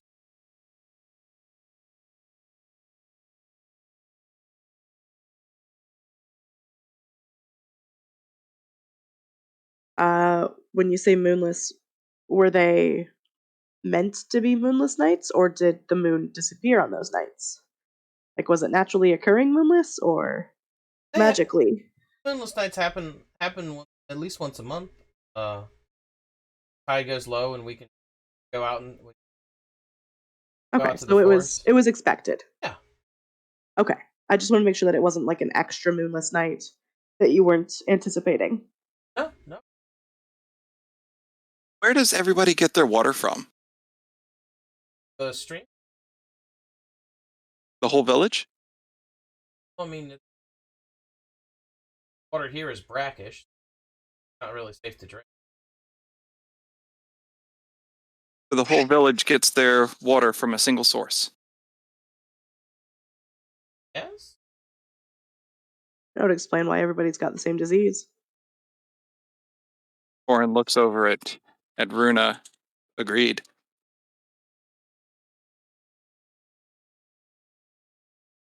All At least right. I don't have to drink. Perhaps we should So, be purifying our foods here. I Well, can I'm take fine. care of that if you would like. Thank you. Of course, I'll need 2 minutes. Would you like Why to don't we sit do that down? later? let's get him a chair. We need to get like a portable chair for him. On this exciting D&D adventure, Ouranios changes spells every 5 minutes. Ouranios sits down. I feel like I should have taken like Tensor's disc or something and just drag him behind us so he can sit on that and concentrate. Well, is that not what you've got Outlaw in your mobile home for? This is very true. The real reason you upgraded from just Outlaw to the mobile home was so that he could sit down while you still moved. Alright, so since we're not really afraid that the Miller's son will be taken tonight, right? Because it's not a moonless night. Maybe we should go investigate the stream. I like Agreed. it. All right. Sounds like a good idea. To the stream! Lead on. How far is the stream? I don't think any of us know. How far is the stream? Oh, it's not that far. About half a day's travel. You all walk half a day to get water? Have another water source. Whose job is it to go and get the water and bring it back? No one's real job. It's a lot of people do it. So a lot of people walk a half a day to go get water, carry water back. Where do you store the water? Barrels. They don't just they don't just go like they don't just go like once a month. They go throughout the week. Thinking I have an idea for a business model for this town. Pipes? Or someone to just go get water every day. Either way, I think I'll suggest going back and getting outlaw and riding out so that we can change our spells as often as we like, because we'll be sitting. Right. So are you gonna call it bubbly, but spell it Buble? Ooh, wait, isn't that more like Buble? No, it's just bougie, Ah, but spelled Buble instead of Bougie. with an accent over the E, definitely. Of course. And the umlaut, I think, is the 2 dots over the U. Absolutely. Yeah. There you go. Runa's bougie deep down in her soul. Yeah. And we have a business plan for this town. Water suppliers. We'll start working on it while somebody drives outlaw. It's a good question. We should give up this adventuring lifestyle and just become porters. That's a good question to the Farer, Mr. Farer. How much do you know of the history of this town? It's a frontier town, so it's not that old. It's not that old of a town. Y'all just kind of come here for a new start. Wait, I thought it was a backwater. Someone told me this was a backwater town. How can you be backwater and frontier?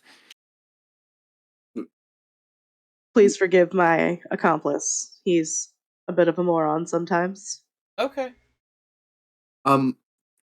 So why was this town settled on this island out here and not, say, closer to the water source? Was there a particular reason, or? Not that I know of. It's town's kind of always just been that way. Ouranios, I think it's something to do with the protective magic of the stone. Active magic. Yes, don't worry about it. This whatever is going on would be a lot worse if it weren't for the magic in the island itself. So, yeah, I didn't know that the island had magic. it's okay. It has kept you mostly protected.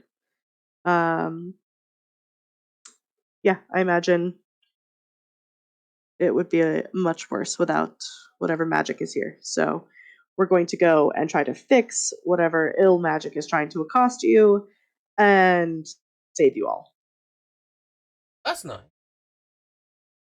We're nice. All right.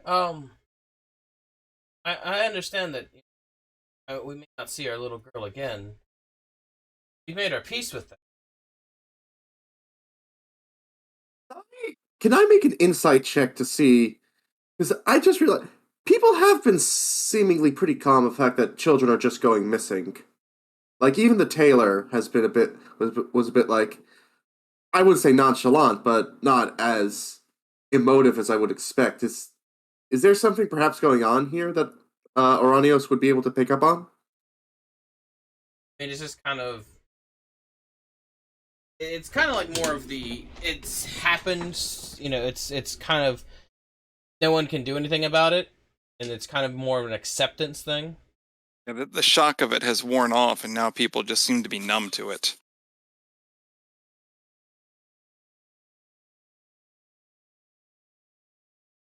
So, to the stream. To the stream. Very well. All right, and The outlaw. and as you guys head to the stream, we are going to go on a 5-minute break. Woo! Time to go Thank make you, some 5. food.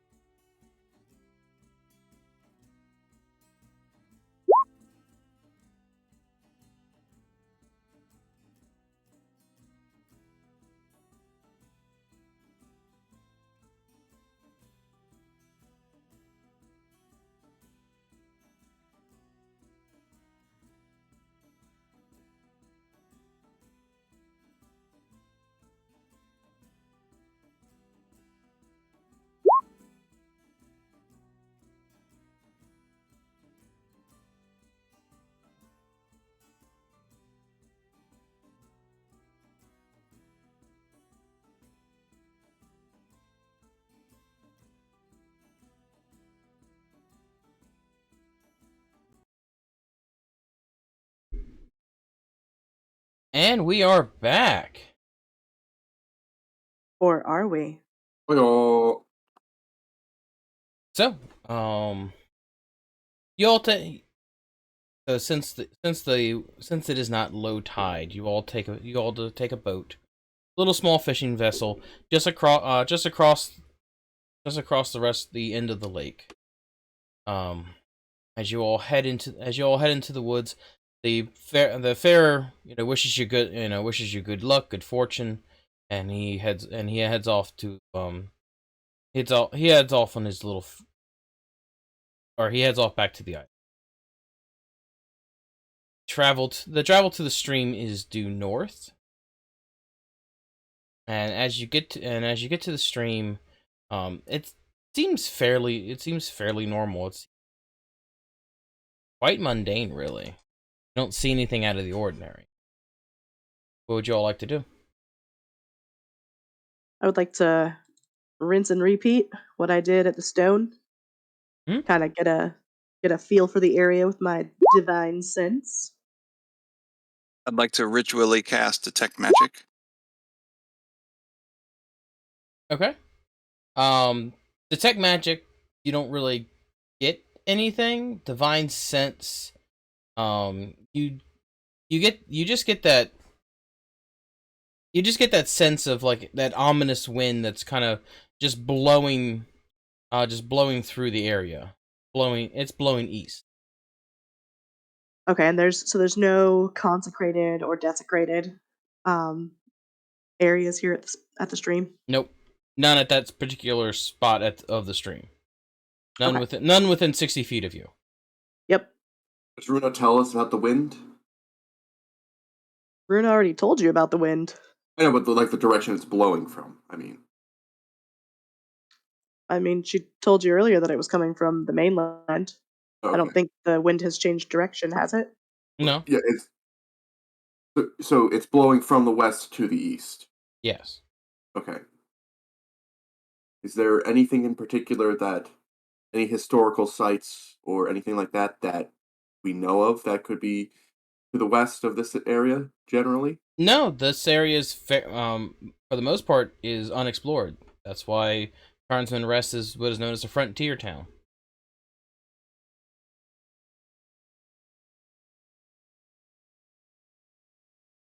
Are there any significant landmarks like mountains or large clearings in the wood nearby to the east? Again, nothing that The you west? know about. Okay. There's a stream. There's a stream. Oh yeah, which way does the stream come from? The stream runs from the west to the east. All right. I'd like to ask Quinn if he'll do a little bit of scouting around for us while we look around the immediate area, see if he can go maybe a mile or so out and just kind of give us a quick bird's eye view of things. Which direction? Go upstream and then circle back from there. I guess I don't know, from the north. Okay. All right. Quinn takes off. Quinn takes flight, heading up, heading over the canopy. From a bird's eye view, it's a fairly dense forest. You can't really see that much of anything. He sees the mountains to the west. He sees the mountains to the west of you, but for the most part, it is a dense forest.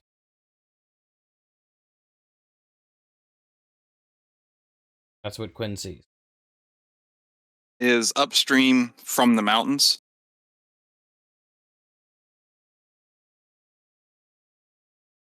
Again, you don't know. Okay, so we can't tell because the canopy is too thick. Yeah. So he basically starts going the direction that the stream was going in, and he essentially just heads in a straight line. And then once he hits about a mile or so out, he turns and circles back. Yeah. Okay, gotcha. Who wants to be a guinea pig and drink from the stream? Well, Runa's not, just because she knows for a fact that she's immune to disease, so it would do nothing. Ouranios doesn't have a mouth.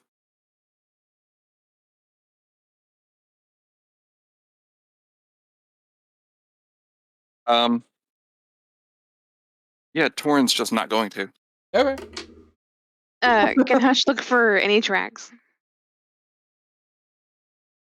Well, actually, it would be nice. Yeah, go ahead. Roll an investigation. Runa will assist you. Okay. Ouranios will cast guidance.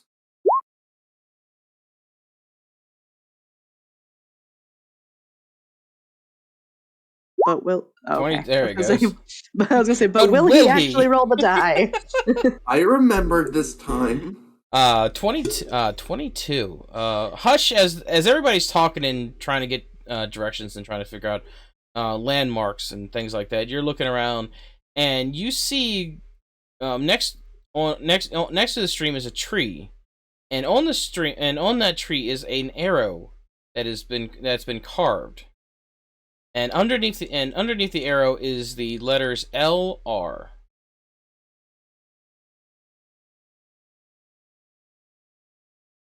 Left, right. would looking at them would Hush know what LR stands for? I mean, she could.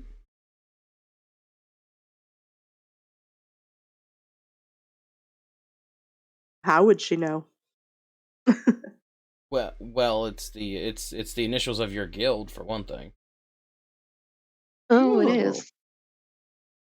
Well, it's also my initials, but backwards. So I was like, "Ooh, that's close." It's It was RL. Runa the whole time. It was Runa the entire time. The twist at the end. Ruh-roh, Raggy. So Elza and her group made it at least this far. Mm-hmm. That's the implication. And we don't see any dead bodies around, right? Nope, you don't see any dead bodies around. So we should follow the arrow, see if we can find some more.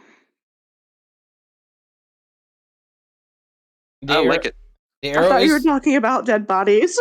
the arrow is pointed west.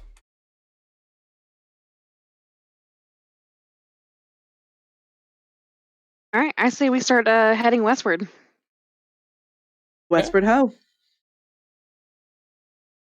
Agreed. As you guys travel westward, following the stream, a dense fog starts to roll in. It's so packed that you can barely see about 10 feet in front of you, and you start to hear the sounds of animals, creatures. You hear snappings of bones. You hear large footsteps. It's a cacophony of sounds that surround. Everybody, go ahead and make. Don't like this. Ooh. Actually, we're all together. Hmm? So you all get +4 to your saving throws. Because you're near me. Very nice.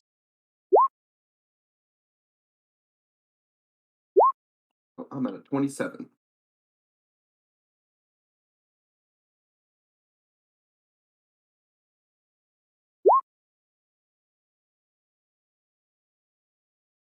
$17. 17. 15. Woo! Is that with the +4 or without the +4? I think when you're Yeah. a paladin, it does roll it with the +4. Yeah, I added it to my sheet already. Okay, just making sure. Miraculously, you all save. So no one got afraid.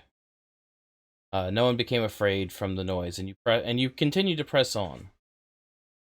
And the further you go, you start to hear the sound of running. You start to hear the sound of falling water, and come across an outcropping in the forest.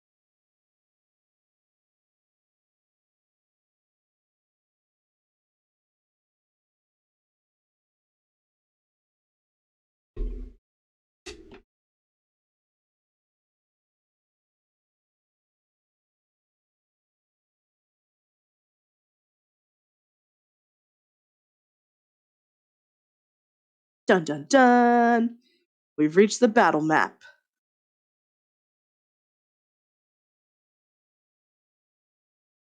As you guys into the area, you follow the stream, And ahead of you, you see what looks to be a cave, and the stream is actually coming from that cave.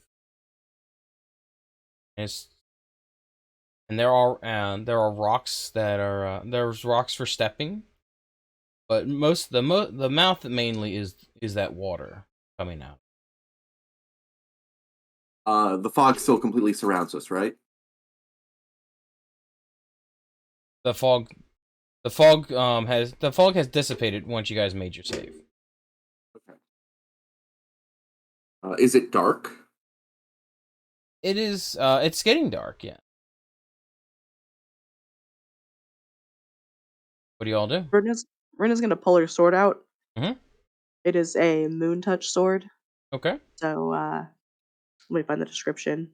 But I believe it gives off light.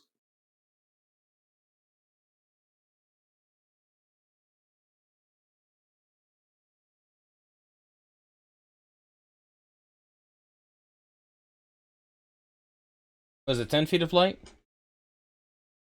I'm looking it up. It is. The unsheathed blade of this sword sheds moonlight, creating bright light in a 15-foot radius and dim light for an additional 15 feet.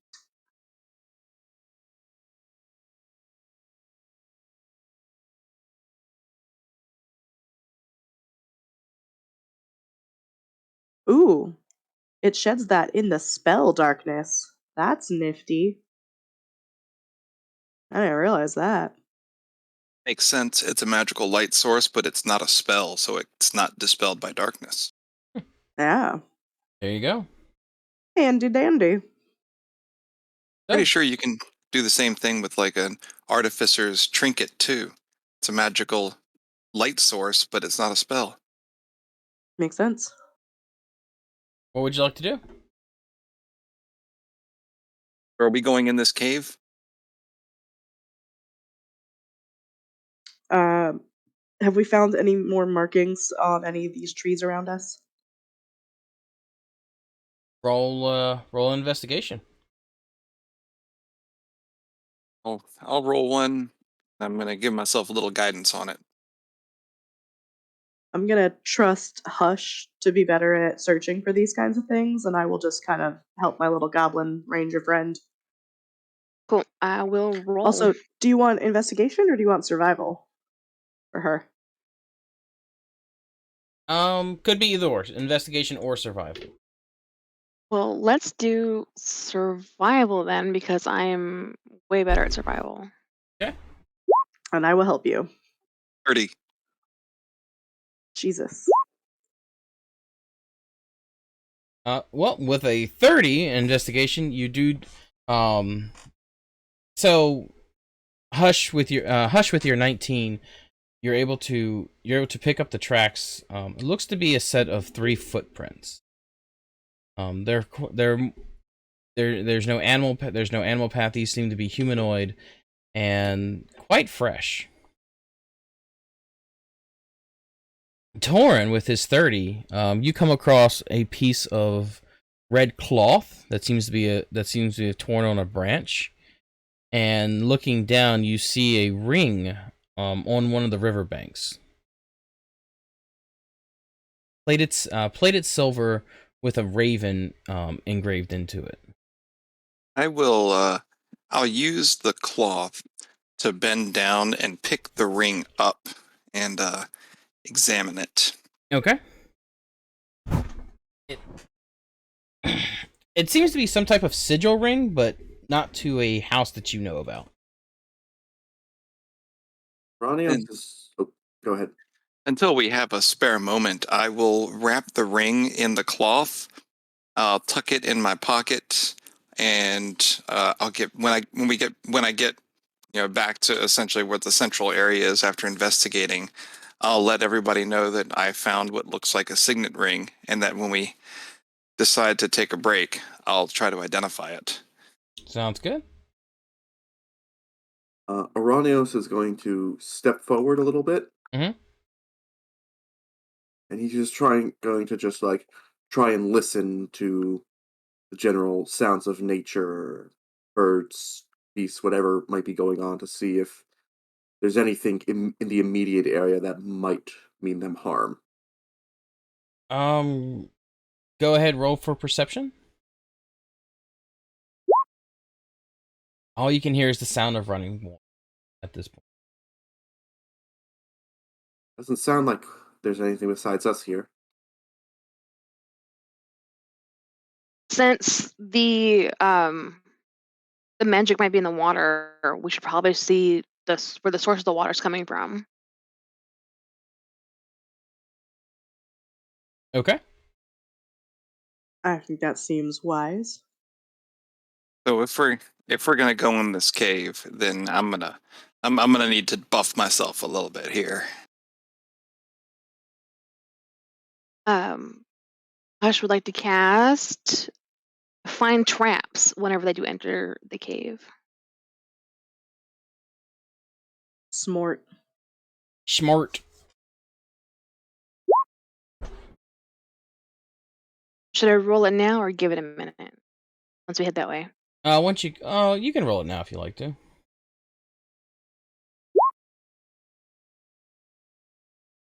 When you get up to the area, you don't sense any traps.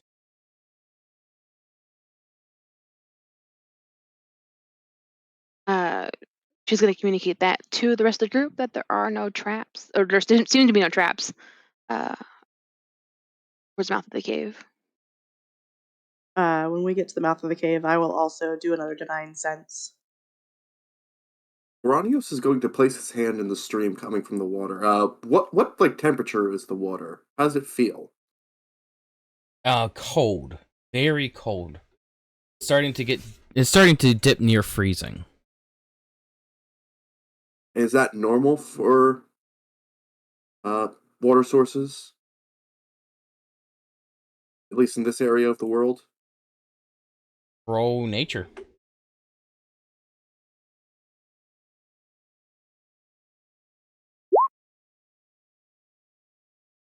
You've heard tales of like water that comes from the earth from the mountain streams. They are quite cold because it's from ice. It's from melted ice. So it's not uncommon for cave water to be extremely cold.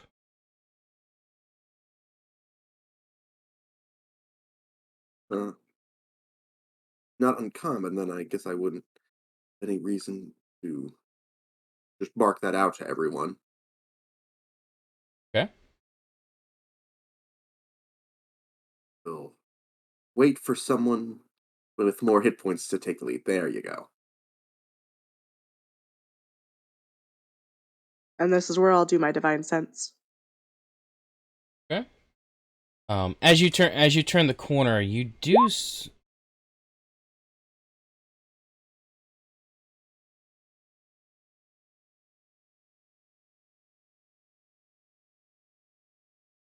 Am I supposed to see something?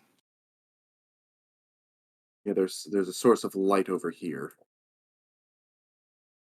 I see a complete black screen. You have a. Well, you're not even up. You're not up near where I am. I have a complete black screen and I am zoomed out. Okay.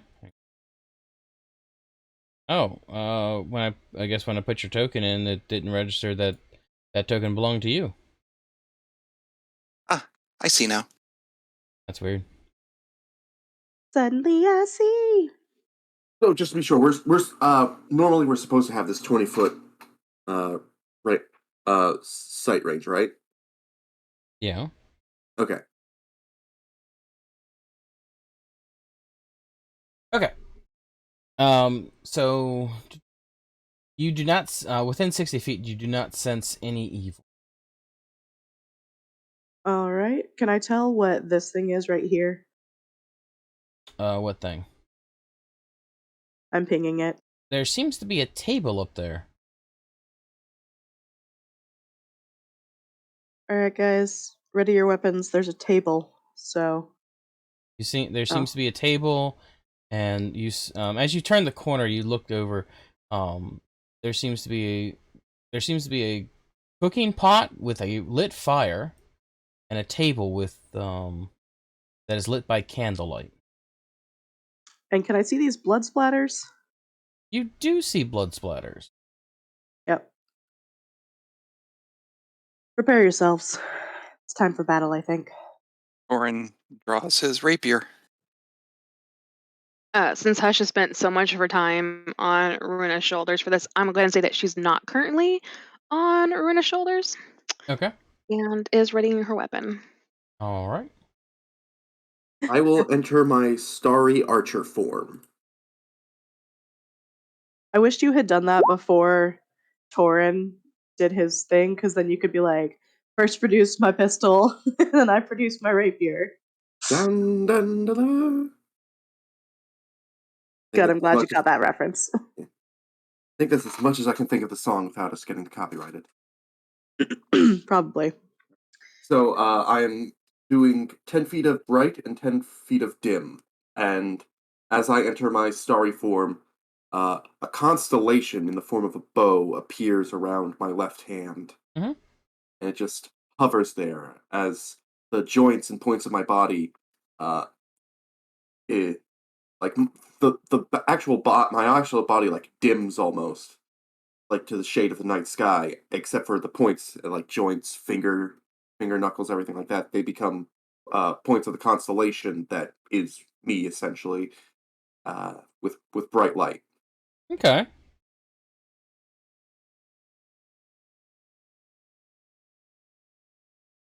Now, how deep is the water that you're standing in right now? About waist high. Okay. And does it seem like that's how deep all the water is here? That you can tell. Okay. I'm not going to get into it, but I was just wondering, since he's literally standing in the water, I figured I'd be able to at least gauge how deep it is. You could drown a Hush in that water. I was about to say, you're gonna have to do some swimming if I end up in the water. So it's at least one Hush deep. Yeah, it's at least one Hush deep. All right. So potentially it could get deeper than one Hush, like 2 Hushes then. Good. Now all I can think of is that article that's like a sinkhole the size of 19 washing machines. Like, Americans what? will do anything to avoid measuring in the metric system. Okay, Alex Horn. Yes.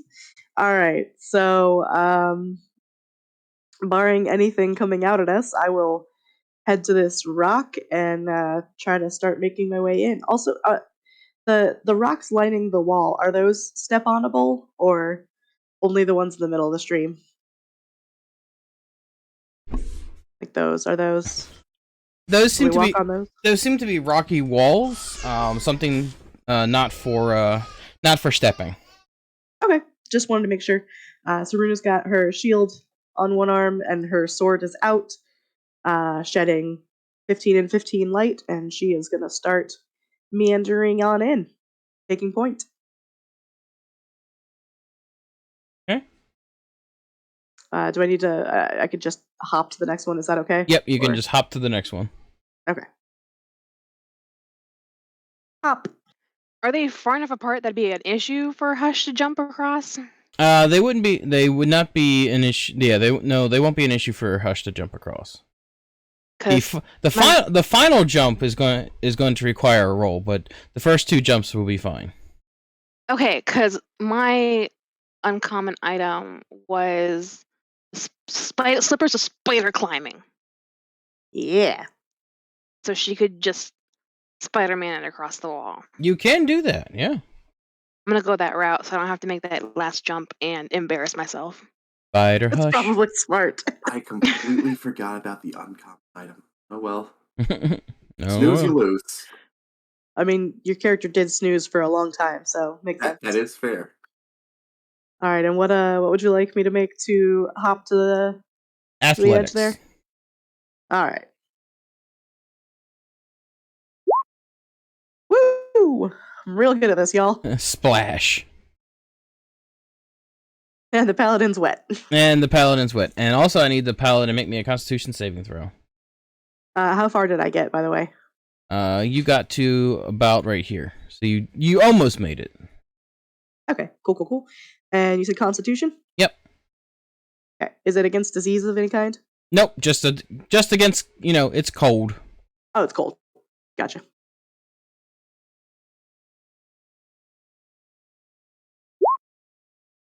Ooh, those average rolls, y'all.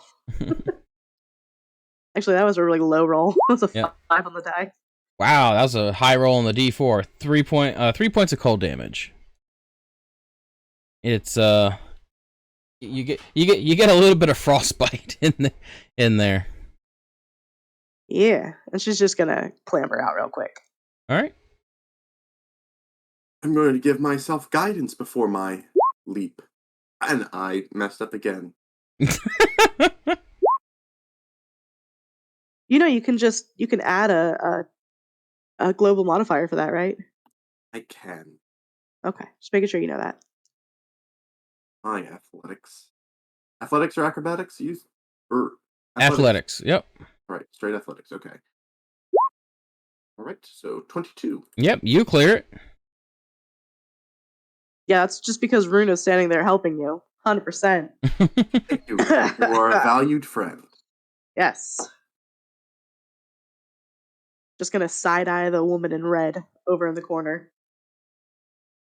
Yep, as you Runa, as you clamber on, there seems to be a woman chained to the wall, unconscious. Oh, good, she's unconscious. Okay, good. So, when attempting to traverse this, can I attempt to kind of use the wall, like jump towards the wall and then bound off, kind of a jump here and then bound off to here, using an acrobatics check? I'll give you that. Yeah. Cool. Can I hold my quarterstaff out as sort of something for him to catch on if worse comes to worse, and give him advantage on that, as well as guidance? Sure. I got guidance. I'll allow that. But yeah. That's why Runa was standing here at the edge, was to help you guys. Awesome. Here we go. +4.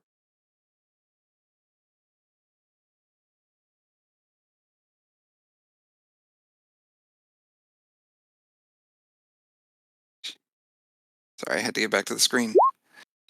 26. Yep, you very much clear that area. 10-point landing.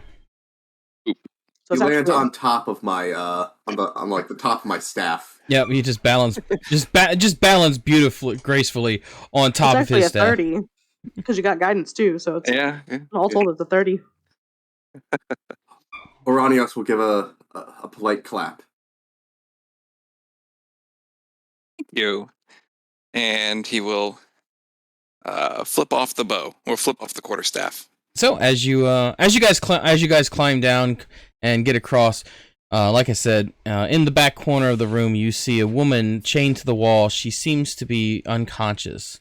There's a large cooking pot of a boiling greenish substance that's giving off very noxious fumes. A table of sorts has been set up into the back wall, lit with candles and filled with meat, and also next to the table is a mirror that has been polished, so it shines quite brilliantly in the small candlelight. Can I try to identify what the meat might have come from? I think we all know where the meat came from.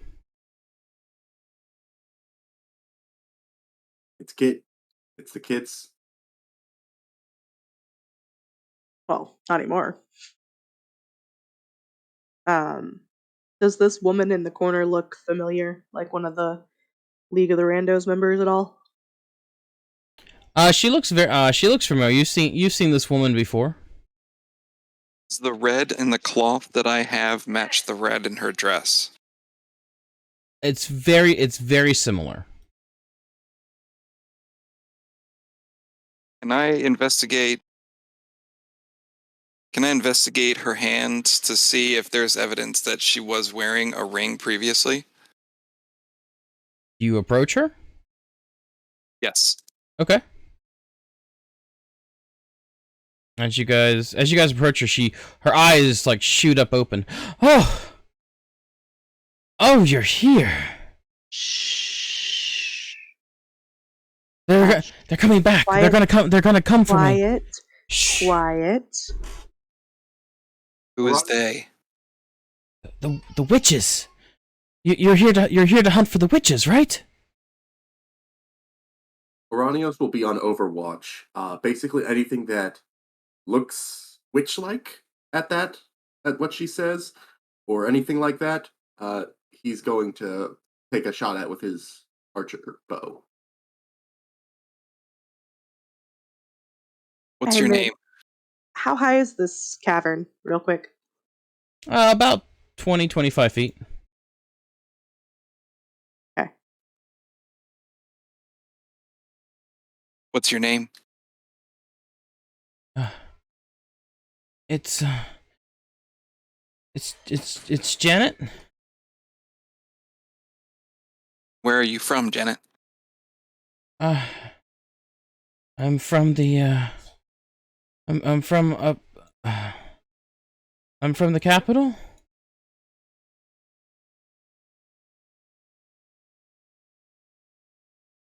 Is that where we just came from? The capital? Yes. No. Okay. How long have you been here? I don't know. It's the time keeps slipping by. Does she look like she's been fed, or does she look emaciated or anything like that? She looks very rough. Yes. Yeah, those years, they start coming and they don't stop coming. While all this is happening, Hush is using her spider slippers to climb the ceiling. Okay. Nice. Sneaky ranger. There's and she like nods her head over on the other side of the river. You can see another outcropping of land a little bit of ways. Like she's that way. What's the mirror for? I don't know. They speak to it. Huh. Sounds like something that needs broken. No, don't break it. It could be useful. But you don't know what it is. Why do you say it could be useful? Information. Right? Torin takes a step back now. What did you say your name was? Janet.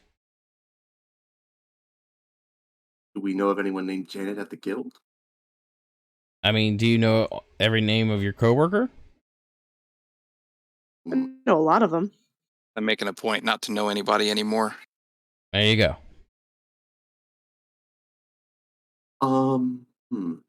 Yep. Well, hang on. I gotta close that door.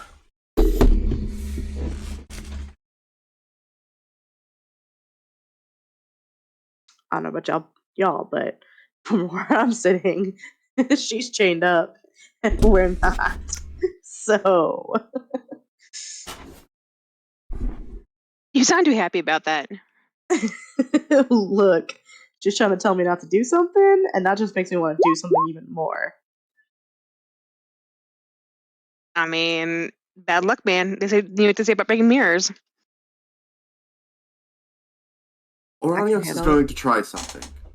Okay. Well, you gotta wait for the DM to get back. I'm here. Right. Okay. All right. Well, he'll regard Janet. He'll be like, "Why did you accept this quest? The guildmaster was very specific. She didn't want you guys to come here." What do you mean? Don't you remember what she told you? No?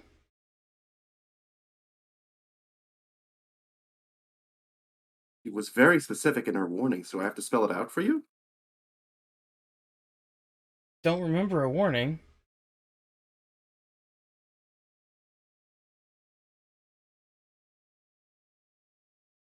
I'm going to use my mage hand to just tug on her chains a little bit.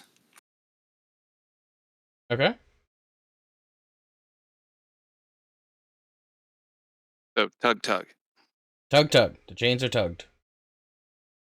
And then pull the opposite way. Pull it against her. Pull the chains against her towards the wall. Just to tug that way to make sure that they're solidly on there, or at least as solidly as you can with Mage Hand. All right. You apply 10 pounds of pressure, and she doesn't move at all. Is there any spare cloth of any kind in this room? Not that you can see. Okay. I have a little bit of cloth in my pocket. That's about the color of her dress. That's wrapping up a ring. No, I need. Runa's gonna pull out her bedroll, and she's gonna go cover the mirror. Are you gonna look at the mirror before you cover it? God no. Okay. All right. You cover the mirror. And then, do I see that over there? Do you As see I that? cover the mirror, As you I see something. Well, you're roll perception.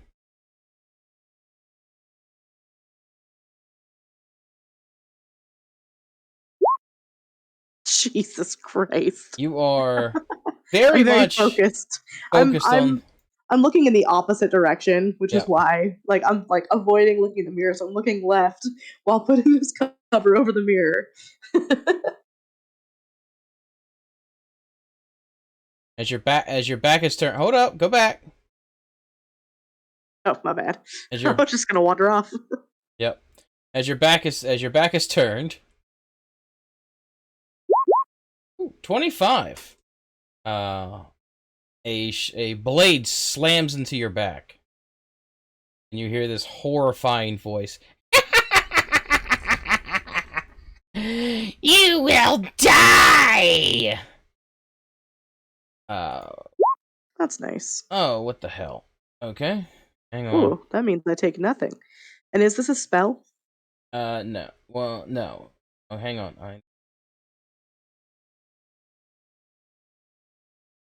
Come on. So yes.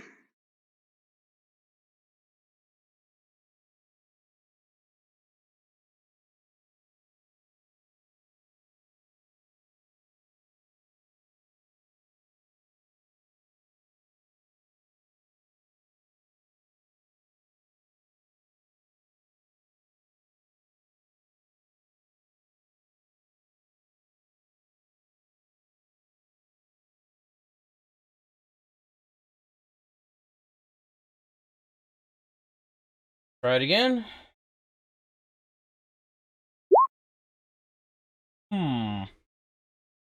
Doing great. Right.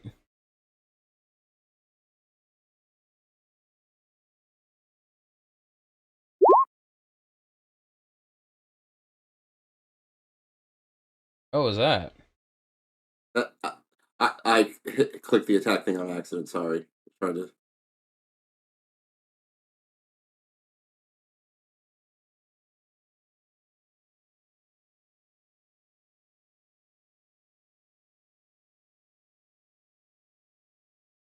All right. I guess I'll just have to manually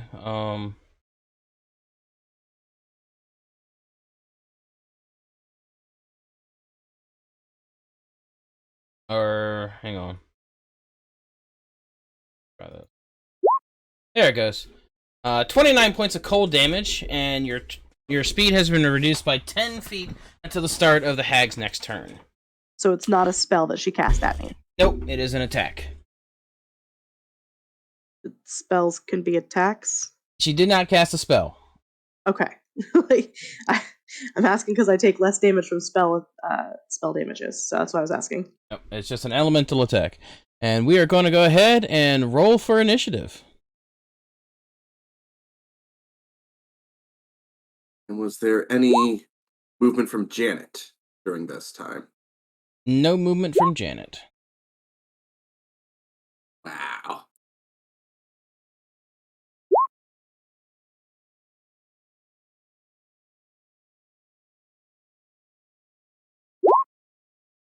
There it goes. Good news, guys. The Paladin is bloodied with one shot. Oof. Oh, did not add the turn order at all. Okay. Well, because the turn order popped up after we'd all rolled. Okay. All right. So, well, I'll go ahead and add everybody manually. There it is. I did a thing and made it great. All right. Let's go down the list. Hush, what did you roll for initiative? A fantastic 9. Okay. Ouranios, what did you roll? Also a 9, though not as fantastic as hers. I see. And true to fashion, Torin, what did you roll for your initiative? 24. Ooh. 24.18. Yep. And Runa, what did you roll? I got a 17. 17. Okay, so we are first going to go with Torin. It is your turn. So I assumed that I saw Runa get stabbed in the back by a big ice knife thing. Yep. Question: was Ouranios able to see whatever did that? It was a big shard of ice. That's what you saw. Okay. Where did it come from? From the other side of the lake, other side of the river.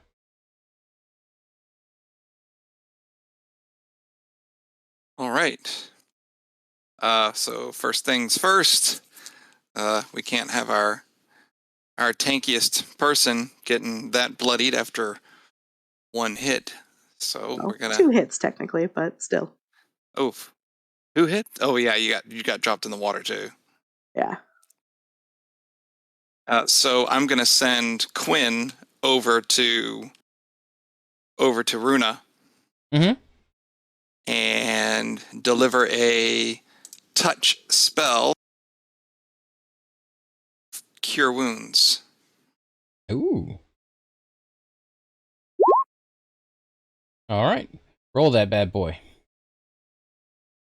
It's actually a good boy because it's healing. Go to your room. This whole house is my room. Not bad. All right, 11. I'll take it.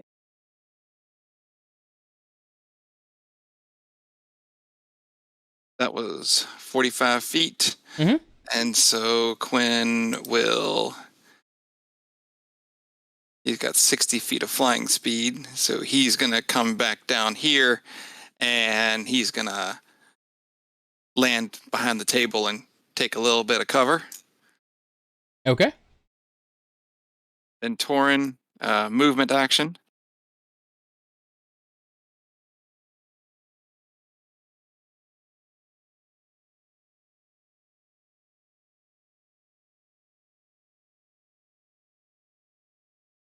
...30 feet there, and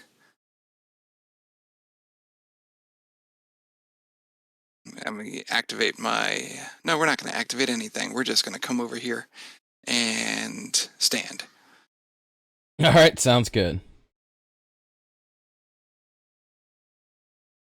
All right. And turn.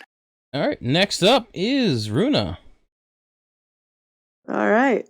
Runa is, she can't get to the hag quite yet. So she is going to do a little move that I like to call going full angel. Mm-hmm. And she's going to become radiant. She's going to sprout some wings. And let me see. I can't remember if Lay on Hands is a bonus action or an action. It is an action. Cool. So I will not be doing that. So she's going to sprout her wings and she will move forward and just kind of chill there with her shield out in front as she waits to get enough movement to get to the hag next round. Okay. Did you move? I'm working on it.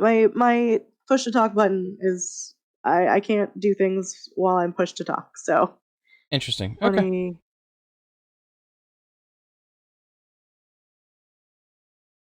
There we go. That's 30. And I'll add my little wing token real quick.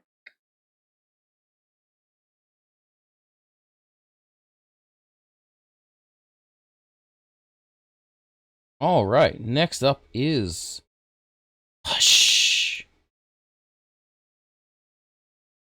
Hush, what would you like to do? Hush is going to be super stealthy and move towards the hag.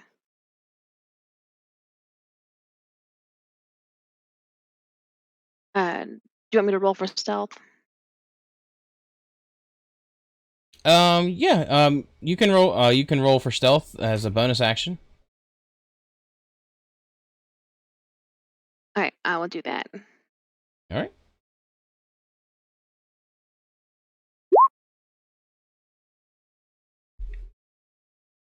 All right, and then move my full 30. Put me there. And I'm going to stop there.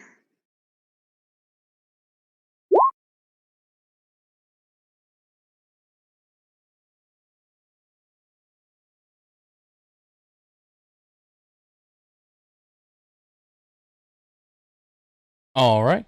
With Ouranios by himself, you're gonna get a Oh, wrong button. There we go. Do-do-do-do-do-do-do.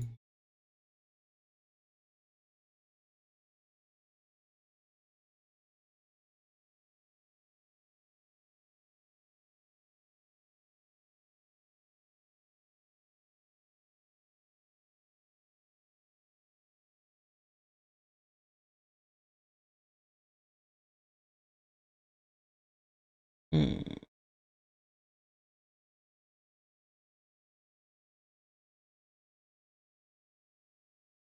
Mm-hmm.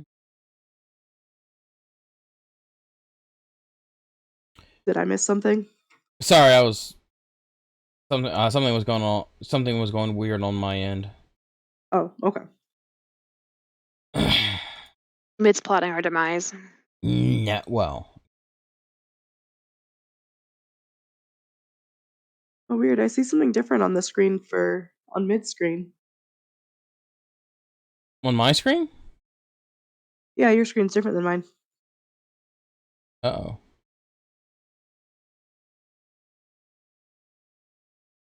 What do you see? There was something up by Ouranios between him and the cook fire just a moment ago. Oh, it wasn't on my screen. That's weird. Yes, it was, because I'm watching your screen. I know, but I didn't have anything on my screen though. Weird. It was there, and then there was a measure line. Oh, yeah, that's Oranos doing stuff. That wasn't me. Oh, okay. No, it was from my character, and it froze, and it was there for a long time, even though I had already moved. Oh, gotcha. Oh, that makes sense. Yeah. So yeah, I'm innocent in all of this stuff. Well, no, but it was still your screen that was showing it. Oh yeah, that's weird. Varying degrees of guilt.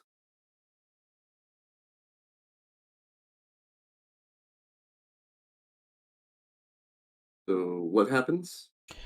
Torin, I need you to make me a wisdom saving throw. How close does Runa have to be for that bonus? 10 feet. Henry, a lot closer than she is right now. Wisdom saving throw. Yep. I think it goes up at like level 18. 15. 15. You do succeed. But so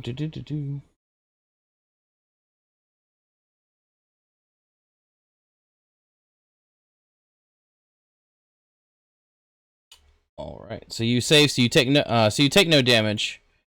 But Janet is free from her confines, and her body morphs into that of an ugly hag. Well, I hope someone picks up that phone. Knew something was wrong about her. As I called it! I will end you, just like I did your friend. That is her turn.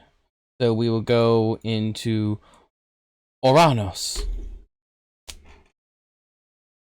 Ouranios will definitely try to make some distance between this new threat. Going to go over here. Hmm? Can't see anything, so can't actually go that far. So, I was there.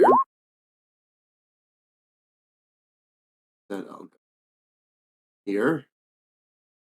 And, well, I'm going to...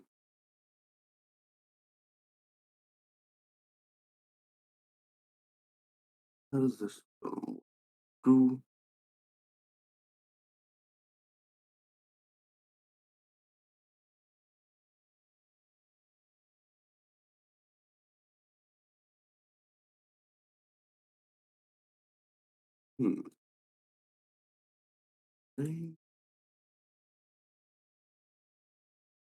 Okay, so I'm going to cast, as my action, Wither and Bloom.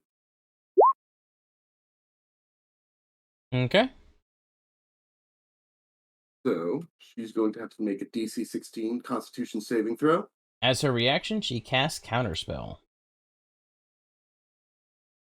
Okay.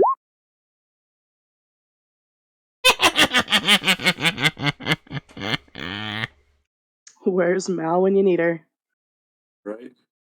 In another dimension. Anyway, as my bonus action, I'm going to shoot her right in her stupid face with my starbow. Okie doke. Fire away. 19 will hit. And radiant damage.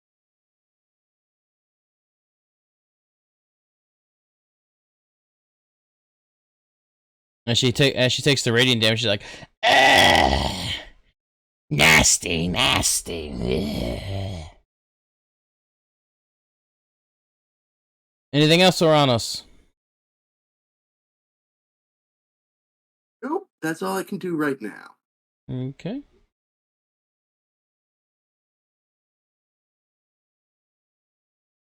And just... Also, how long has it been since I entered the cave between when the fight started? Because my story form only lasts for 10 minutes. we'll say about a minute, so you have 9 minutes left. Okay. All right. Next up is the hag. She is going to...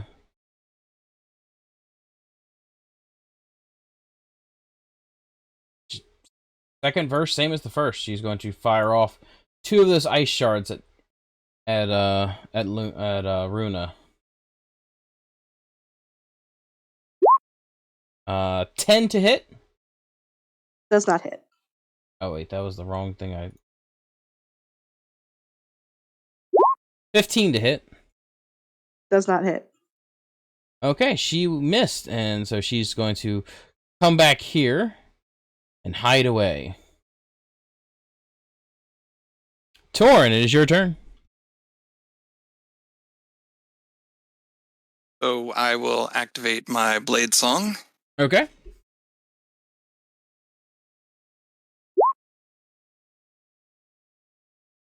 And I will make my way over to this individual here. Okay.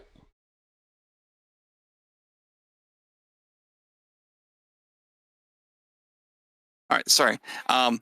And I will.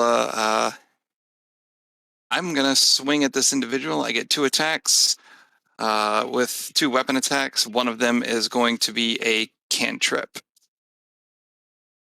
Okay. As a feature of being a blade singer.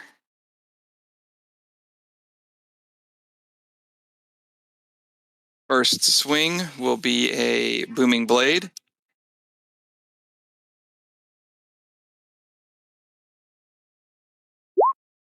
20 to hit. 20 will hit. 13 damage. That's 2 thunder and 11 magic piercing. All right.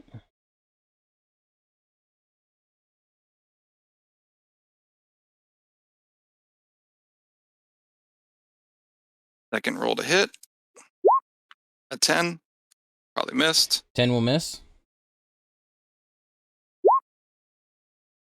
And who was it? Was it this one that cast the counterspell? Yes. Oh, good. She's already used a reaction then. So,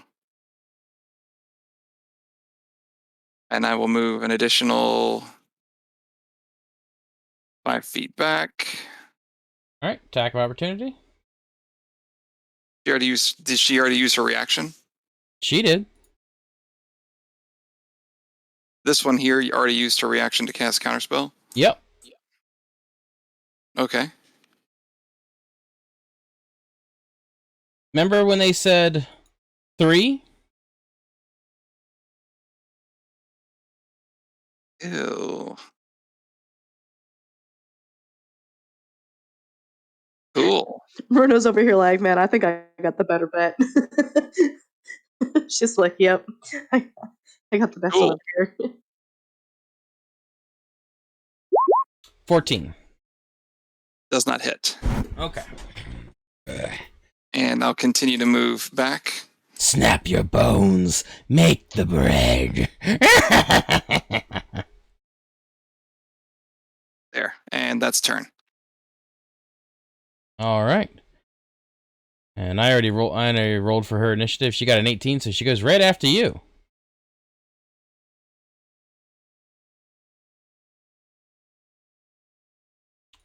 So the hag is going to come on over. Come on over, baby. And she's going to give you a big old hug, Torin. Aw. Ooh. A very big hug. Aw, such a big hug. No, that's not definitely what a nice not hag. a big hug. Actually, That is hang most on. Definitely not a big hug. Wait, pause. Hmm. Okay, never mind. As you were. If you were within 30 feet, I could make it a regular hit. Oh, gotcha. Yeah. So that's going to get silvery barbed. Oh, okay. Oh, that was good. That was a good roll, though. Yes, it was. It was a great roll. 22. That's better. At least it's not a... 32 points of bludgeoning damage, and you are grappled. And until the grapple ends, you will take 96 plus 5 bludgeoning damage at the start of each of the hag's turns. So she's just gripping you, and she's just squeezing the life out of you. Runa, you're up. All right, time to go deal some damage. And you hear a giant crack from behind you. Oof. Mm-hmm. I need to see a chiropractor. He probably will. You know, honestly, this one's running like a freaking coward. Mm-hmm.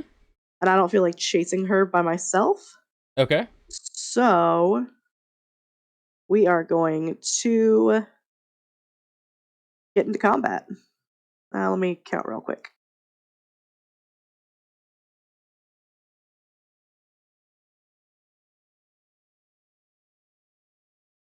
All right, so I can get there, and then as a bonus action, I will Misty Step the rest of the way up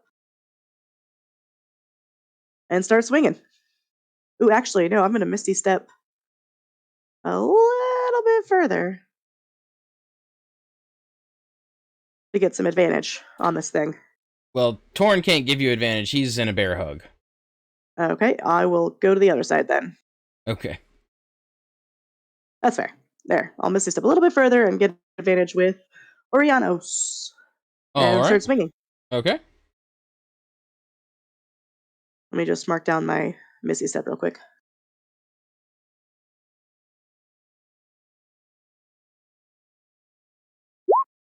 Oh, thank goodness for that advantage. 21 to hit. 21 does hit. We're going to pump a smite into this, as we do. All right. Paladins don't have spell slots. They have smite slots. Correct. And let me see. Was that okay? So there's my smite. There's that, and I forgot to make a global modifier for being radiant. That is an additional, I believe, 7 damage. It is extra radiant damage to one target when you deal damage to an attack equals your level. Yep. So, it is 18 radiant and 9 mystical slashing. As your holy sword slashes at the creature's arms, holding Torin, it hisses and screams as the holy fire starts to burn into its boiled and misshapen flesh. There's more where that came from, because I'm over level 5, so I get a second attack. Roll it. 22 will hit. 22. And I just realized I hit two-handed, so I'm going to roll the other ones for damage. All right.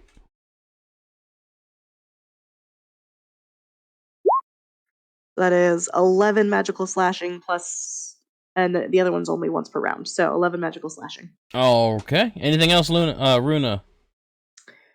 No, I think that's so can I like, does she have to make any saves against like holding him? Nope. Because of me attacking her? Okay. Alright, well, I guess that's about all I got, buddy.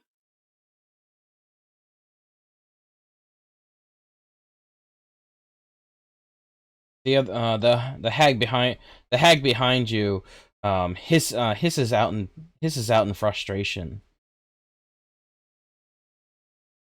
Yeah.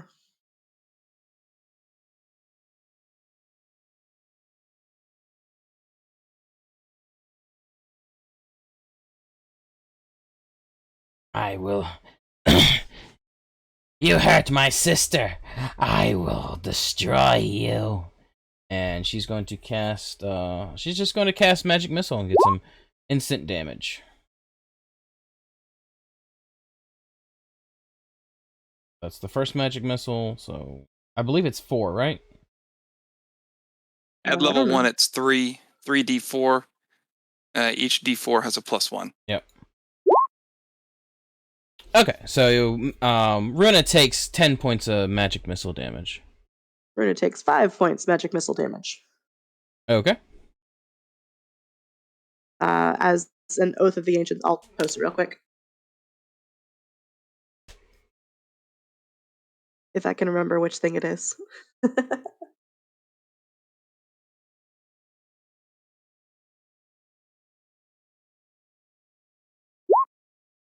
There it is. Me and friendly creatures within 10 feet of me have resistance to damage from spells. Ooh, very powerful. Hush! You're next. Are you going to follow the hag into her cave? No, that seems like a terrible idea. I believe in you. We're not turned around. I see. This is how I end up dead. Yeah, I'm okay with that. Runa does not want you dead, wow. so My heart. So I will return to the group to help fight this big hag. Okay. And then I'm gonna use my bonus action, and I'm gonna cast Hunter's Mark on it. What? Before you attack? What is this sorcery? Wait, am I doing this wrong? no, you're doing it very correctly. Okay. He's making fun of somebody who tried to do it after he attacked in one of our campaigns. Listen, I'm still learning. No, you were learning faster than they did. You're good. All right. But you got to roll for the attack first. Okay. Well, I'm going to drop from the ceiling. Okay. With my double swords. Woo! And do some slashy slash. Okay, go ahead. Roll for attacks. That will miss. Okay, and then I have extra attack. You have one more attack, yeah? I've got one more. So I'm gonna do another smacky smack. and hopefully a better one. Smack my bitch up. 19 will hit. Prodigy. All right, roll for damage. Okay. Is your sword magical or in any way? No, it's just a basic sword. Okay. For a basic bitch. All right. So it fits you. Yeah, exactly. It's perfect. As you descend, the first one goes wide, but you're able to catch the second one on her thigh as you hit the ground. And you're like, ee, ready for combat. I did all that, and I forgot to ask if I got advantage because I fell from the ceiling. Ouranos, it is your turn. Since the battle has gotten closer to him, between Runa and Torin, who looks worse for wear? Well, Torin just took 32 damage, and he's a wizard. He's got 7 hit points left. Runa has more hit points left than Torin lost. and is about to take a lot more at the start of the hag's turn. Yeah, I was gonna say, if you don't get him out of that hug, he's gonna die.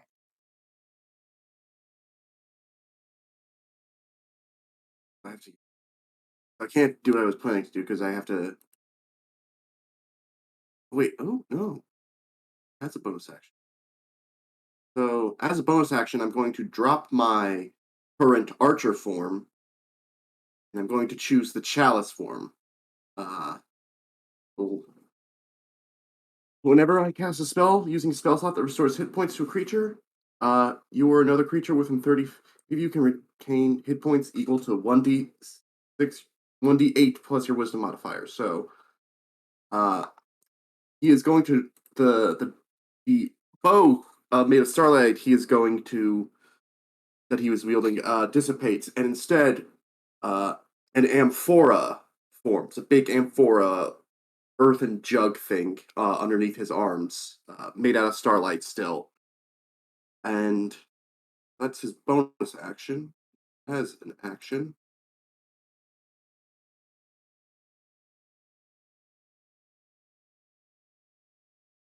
I am going to cast Healing Word.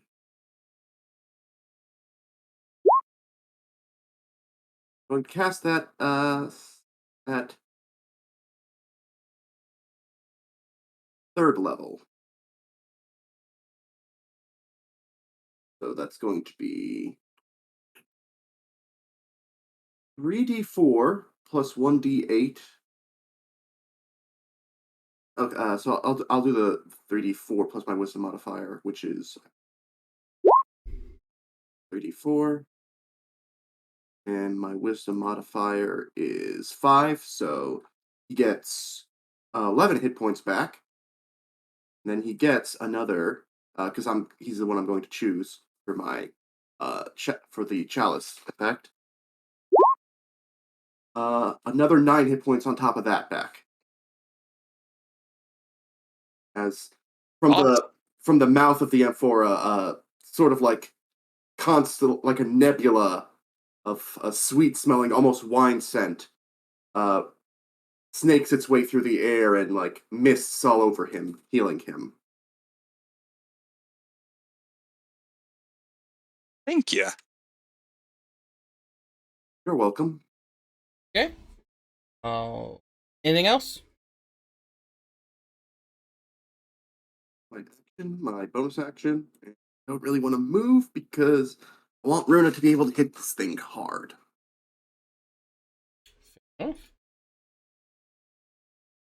Runa appreciates that because she likes hitting things hard. Brown chicken, brown cow. Yeah. From the front to the back. All right. So as you guys are in combat, the other hag sneaks around the corner from her hiding spot. I see you, coward. and she's going to do 2 attacks on Hush. Wow, rude. 11 and 12. Neither hit. Now, do they sail over Hush's head and hit her sister? Because that'd be wonderful. No, no, they just skid along the ground, and she's gonna duck back behind and cover.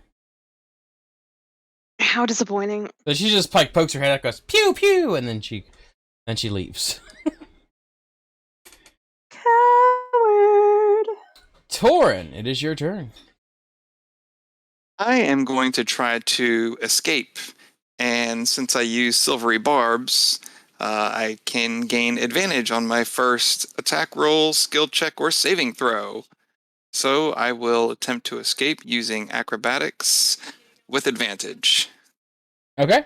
I think it's only saving throws that you get an additional 4 if you're next to me. So Now, is that a competing against strength? It's just a straight DC.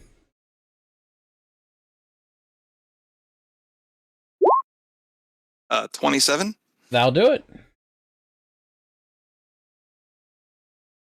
You are no longer grappled until the next turn when I try to grapple you.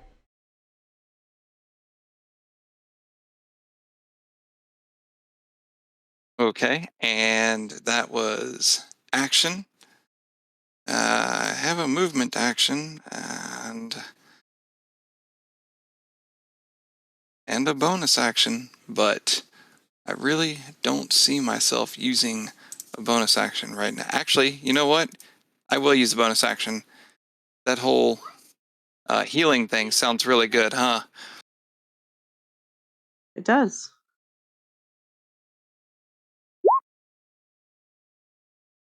A little bit of healing word here. Mm-hmm.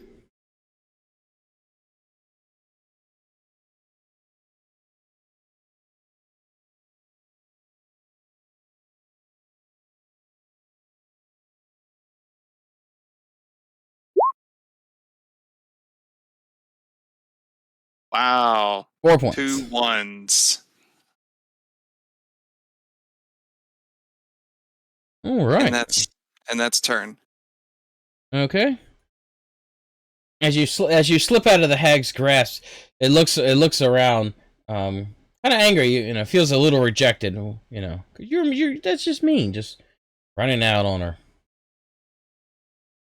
She is going. Use the disappointment. Yep. She is going to. She's gonna go in for a kiss. Thorin. 19. Does not hit. Oh. Playing hard to get, are we? Look, consent is sexy. Didn't we have this consent conversation previously? 9 for a claw and a 17. So she's just trying to get back together. That's all she's trying to do. Runa, it is your turn. Crazy ex-girlfriend. Yep. Well, come back. I mean, here I am. I've Rock still you got like a advantage, hurricane. Okay. So I'm gonna start swinging.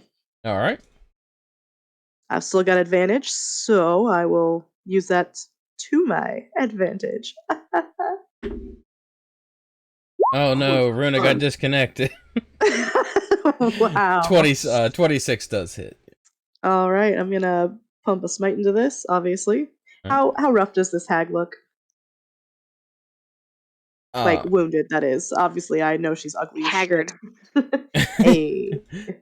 She is not yet bloodied. Okay, cool.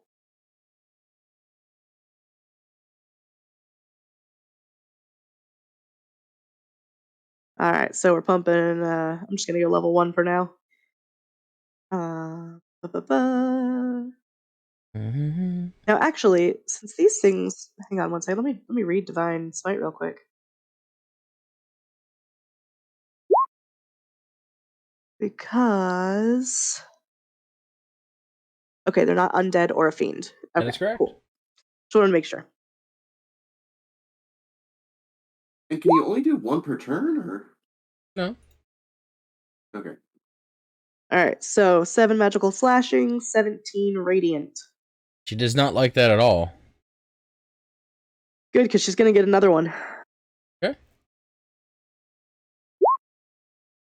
Hopefully. Nope, not with that. What was that roll? That is a... Let's see if there's anything I can do to fix that.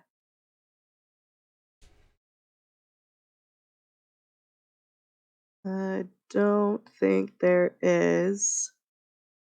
But... if I take the attack action on my turn, I can use a bonus action to try to shove a creature within 5 feet of me with a shield. I would like to try and shove the hag just 5 feet away from Torin. Okay. So I'm not sure what you want me to roll for that for my shield master bit.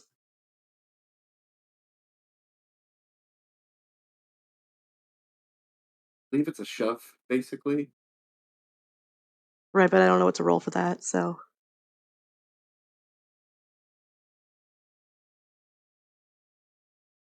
It's an opposing strength check.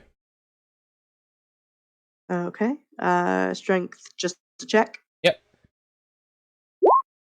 Roll a 9. I win with my 20. All right. She's over here now. Awesome.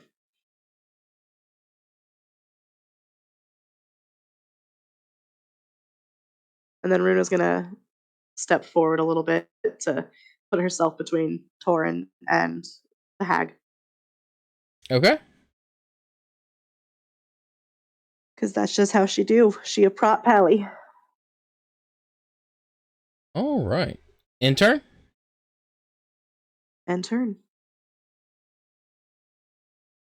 The hag is very upset with you for hurting her sister. She's going to come over here and in a direct line that's going to catch you and Hush, she's going to cast lightning bolt. Is she, though?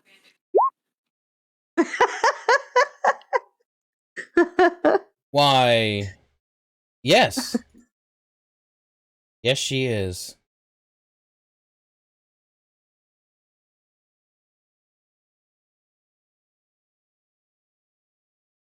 Sorry, counterspell. Yeah, you gotta kind of tell him. Yeah, but she has. Yeah. She's countering the counterspell. I Awesome, she's using her reaction. a page right out of Mal's playbook. Look, Mal's got a great playbook, okay? It's this Mal that Runa and God keep mentioning. She's amazing, okay? All right, DC 14 dexterity okay. saving throw for Runa and Hush. Hush, you get an additional +4 to your save. What am I rolling? Dexterity saving throw. Okay, let's. 20. Very nice.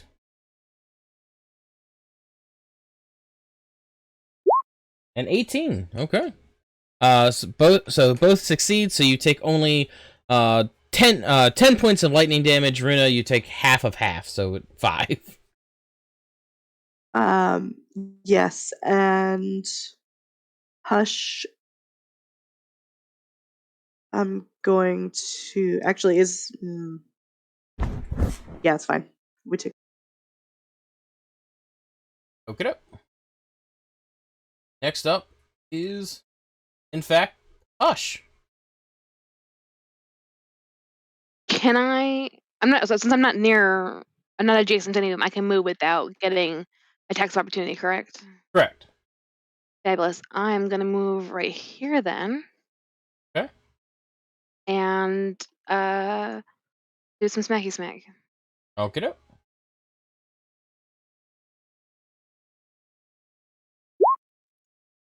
18 will hit. Well, no, you didn't. I got a roll, 9. you didn't roll with advantage, though. You got to toggle advantage. Oh, okay. Oh, I'm sorry. I read your dexterity. Okay. since I have an extra attack, should I roll the advantage with my next one? No, just because you're rolling with advantage, so roll the next one normally, and we'll count that as advantage. Okay. So 16. Okay, so 16 is going to miss still. So the next one you roll Cool. with advantage. Fabulous. Smack my bitch up.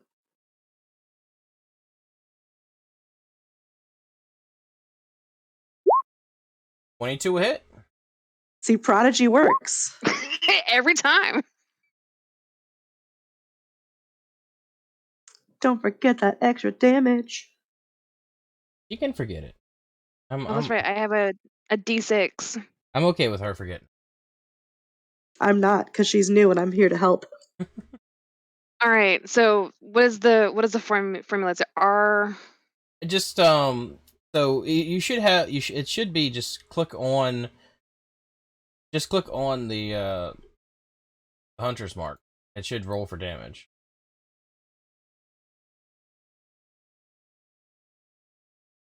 It's in the attack area. It should be. With, like, your swords and stuff.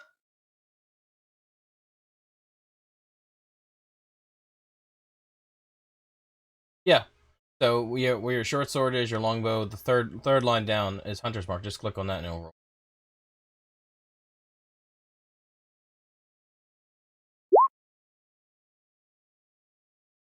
One point. Okay, so 8 points. 8 points of damage.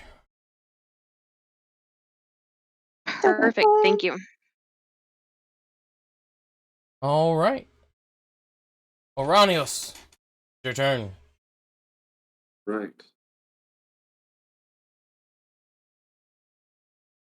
Okay, so it seems like Runa is definitely the one that's making them the most mad. So I'm gonna move up here. Mhm. And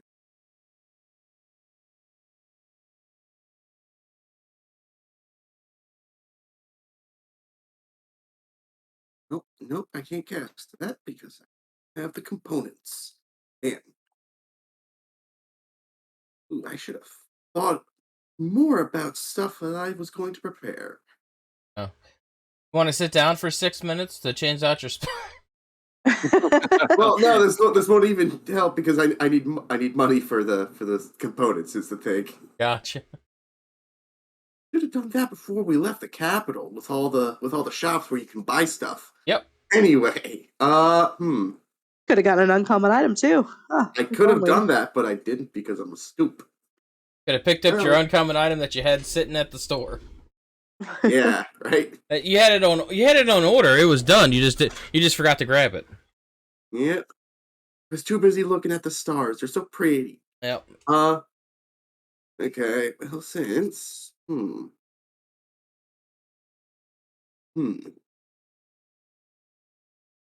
You know, it doesn't require material components. Cure wounds. Yeah, that's what I'm thinking. True statement. But also, what doesn't require material components is going to be Aura of Vitality.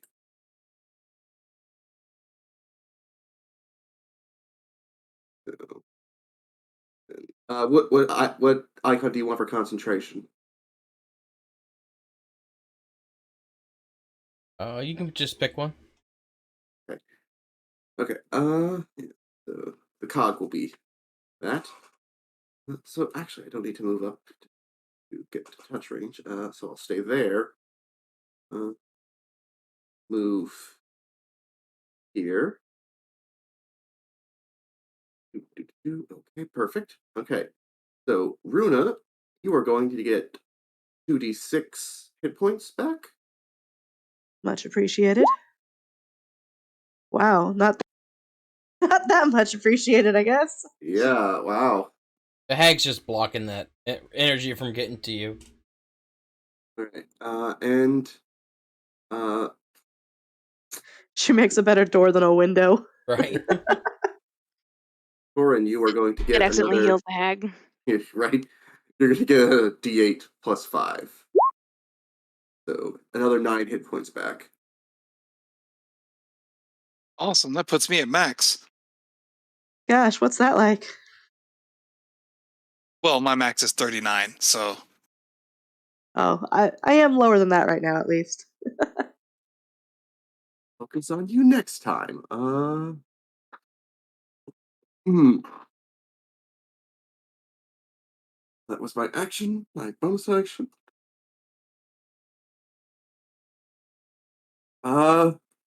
Yeah, that's my turn. Okay. Next up, everybody's favorite sniper.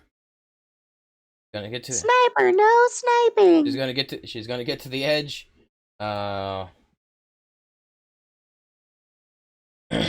Torin, you broke her sister's heart. She's going to shoot you. She's going to shoot at you. 18 to hit, does not hit. and a 16 won't hit either. She's gonna duck back down. Torin, it is your turn. I'm telling you, this ice individual over there is just asking for a fireball. She'll get hers soon enough. Kind of torn here. Well, not really. I get it. You're Torin. Okay. Womp womp. Yeah, well, we're just gonna do a little guiding bolt at this one right there. Get up. 20. 20 will hit.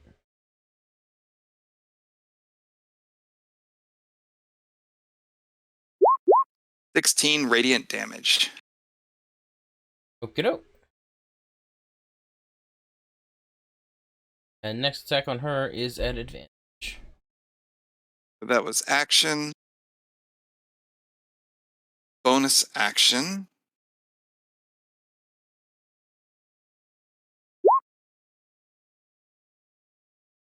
Do some healing on Runa here. Okay. How much healing, though? 6. That's Yeah. I'll take it.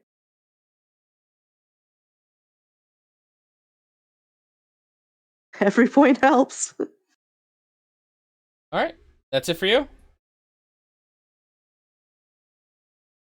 That's action, movement, action, bonus action. Let me get a movement action going here. Okay. No, you know what? I'm gonna hang out right here. Watch Runa's back. There we go. Fair enough. Oh, the hag.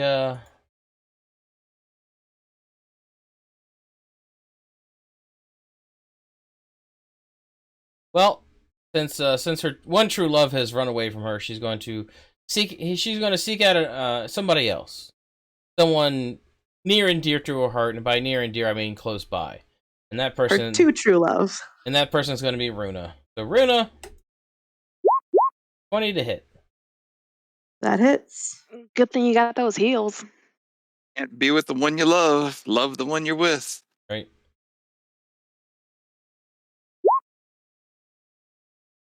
Uh, 40 points of bludgeoning damage, and you are grappled.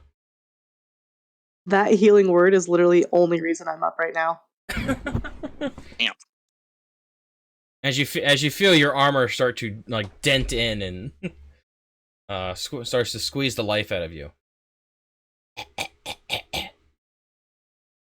You're the reason he left Actually- me. Just kidding. Hang on. This is a reaction, right? What is a Never reaction? mind. It's a bonus action. Never mind. What? Shield of Faith. I was gonna try and up my AC, but it's a bonus action, so you're good. Okay. It is your turn though. All right. So can I still attack while I'm grappled? There's no rule that says you can't. And getting out of the grapple, is that an action, a bonus action? That is an action. Okay. Well, I'm gonna have to just get out of this thing, unfortunately. Okay. So Strength DC, strength save, I guess, or whatever. Yep. I don't know why I rolled that with advantage. Oh, because of the other thing. I don't know that a 10's gonna get me out of that thing though. You're still in it. Da, da, da, da. Well, it's not a save. Well, hold up. It's not a save. Oh, it's not? No, it's a check. It's an athletics or an acrobatics check. Oh. Okay. Well, do you want me to re-roll or? Sure.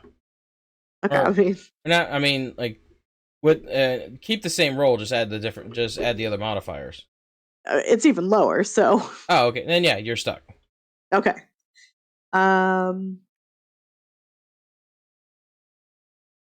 In that case, that is actually, I believe.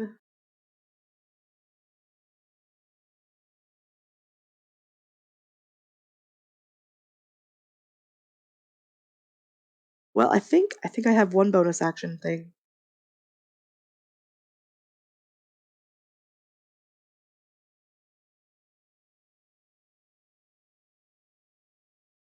Yeah, so I'm going to Misty Step the fuck out. Okay. So I will pop up over here.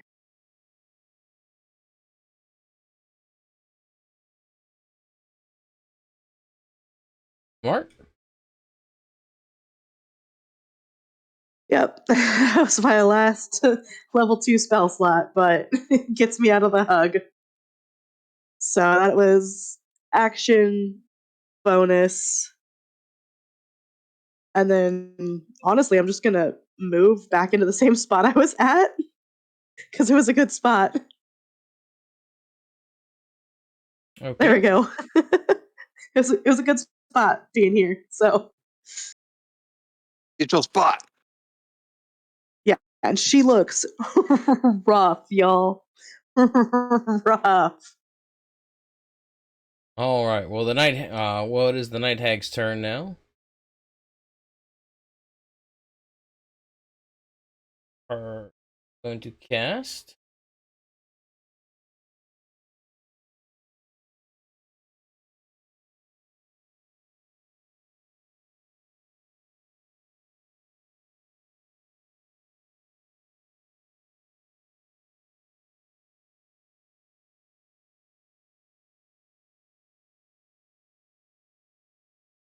Yeah, she's just gonna cast magic missile at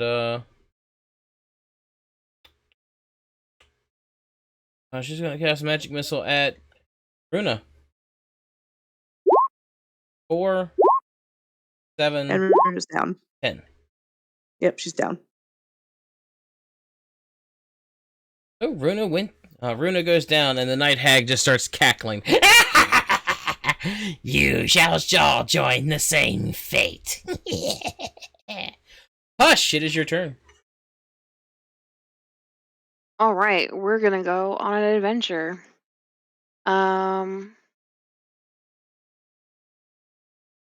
Hush is gonna move over to Runa Okay. and cast some healing. All right.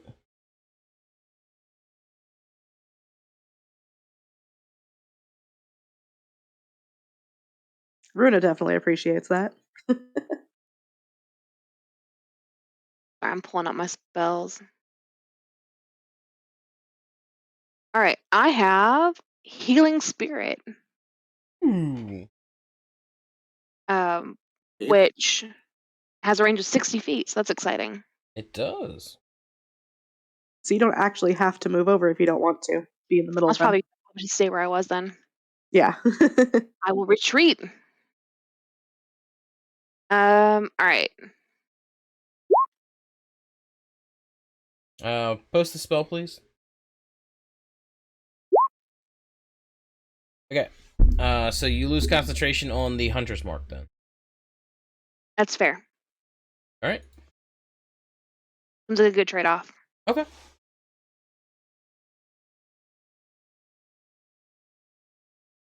And what space are you And, casting it in?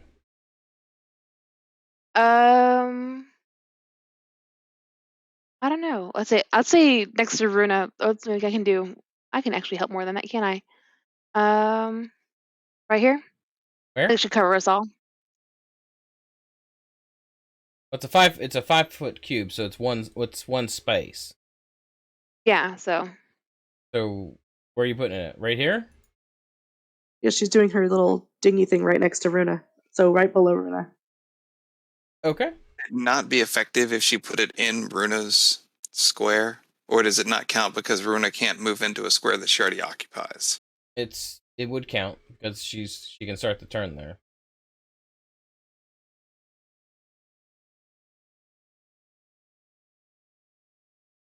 Would it make sense to cast it in the same space? Because it's a 60-foot radius, so. It's 60 foot. It's a 60-foot cast. It's a 60-foot radius from you, so you can cast it anywhere within 60 feet of you. But yeah, you can cast it in her space. All right, then let's cast it in Runa space then. Okay, there you go. Runa, a bear spirit appears above you, and gives you I'll be shocked once I wake up. Well, it gives you some healing because you pass through because the creatures pass through your space. So, how much does it heal by? Okay. I think it rolled a 4. Okay, Runa, you're back up. Woo!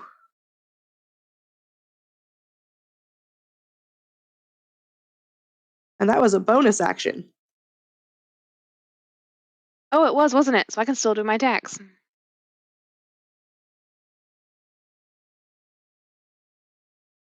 Why is the bear dead? Because I was trying to click it off of you, and it kept... Yeah. Because it's the mom from Brother Bear. Oh, too soon. I've never seen it. Yeah, it's a pretty good Disney movie. Okay. 8 will miss. Well, alright, do your thing, Runa. You gotta say the magic words. Oh, smack my bitch up. Also, you have advantage, Yeah, it don't worked. 23 works.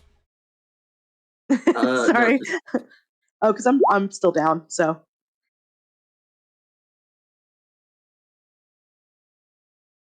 I just like that smack my bitch up is now what makes me hit.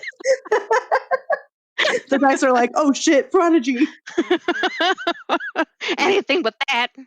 All right, next up is Ouranios. Ouranios. Erroneous? Hail, Ouranios. One of these days we'll decide on a way to spelling and pronunciation of my name, but not today. Anyway, so I'm next time don't get a complicated fucking name. It is one accent. It's 4 syllables for a first name, dude. Yeah, we got Runa, Torin, Hush, Ouranios. To be fair, we did have the last one shot we did. Was it the last one? Was one of the last one shots that we did? Character had a very simple name and I couldn't pronounce it. So, which one? Was it the murder mystery? No, it was the Christmas one. Gosh. I kept calling the dwarf by the wrong name. That's right. All right, so I'm going to post this. So, based on the wording of this, will that go off every time I use the Aura of Vitality thing? No, because it's on the casting. Gotcha. Okay, just want to be sure. All right. So, I'm going to move 25 feet, get into touch range with Runa. All right. Because 4 hit points is good, but you know what would be even better? 5. A level 4 Cure Wounds. That might help. That you roll all ones on? Yeah, that's my job. Then, Runa, you're going to get another D8 plus 5 from my Gallus, so another 10 hit points. 40. 41 hit points. 41 hit points. That's not too bad. Another 2d6 from my Aura of Vitality. So another 5 hit points. So 46 total hit points back from one in one turn from one healer. I'm Runa, alive! Runa, you can That's survive one pretty good. hug. I can survive a hug and a half now. Yep. that is my action, my bonus action. Moved. Yeah. That's what I do. Good action. That's good action. You had a good action. Thank you. The ice hag pops her head out, sees all the help that you're doing, and wishes you stopped doing that. So Ouranos, 26 critical to hit you. Okay, but that hits Ouranos. Nope. I'm Ouranios. Ouranios. Nope, he's within 30 feet of me. It's a regular hit. Ah, it's a regular hit. 33 points of cold damage. And your speed is reduced by 10 until the start of the hag's next turn. A second frost shard. Ooh. 9 to hit, so it misses entirely. But it could have been so much better. All right, Torin. She needs to move back.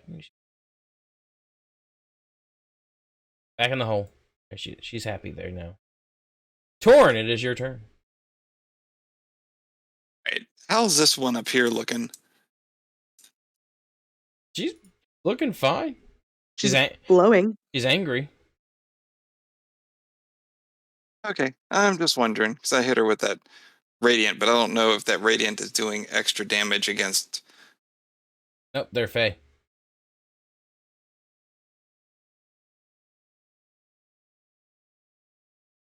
You said they are Fey? Yeah, they're Fey. They're hags.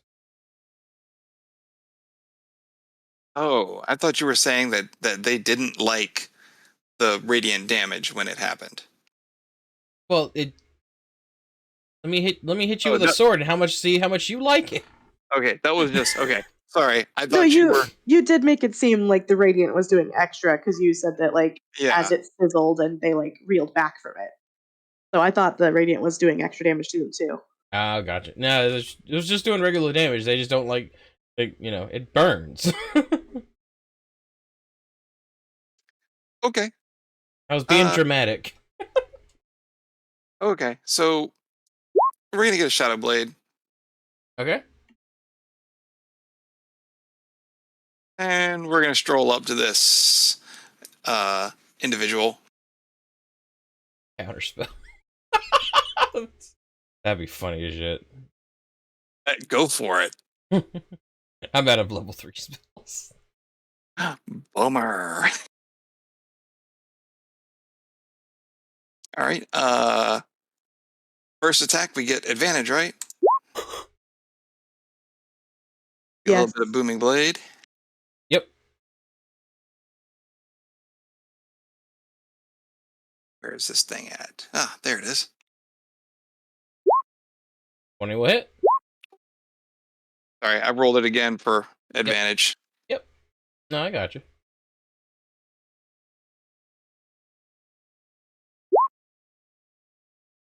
$25 damage. Okay. And the next attack with it. 20 to hit. You can't do a next attack. Why not?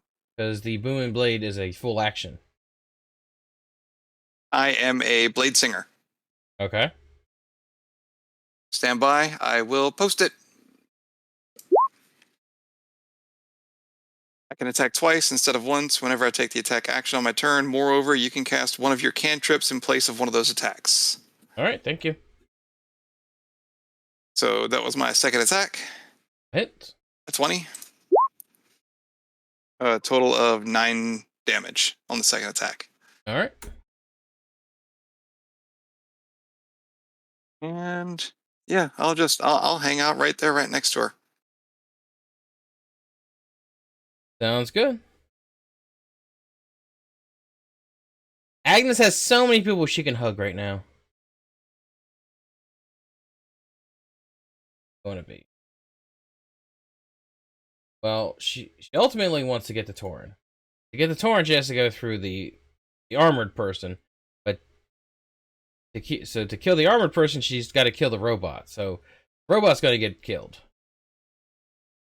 I like her train of thought. Yep. Time for a crushing hug.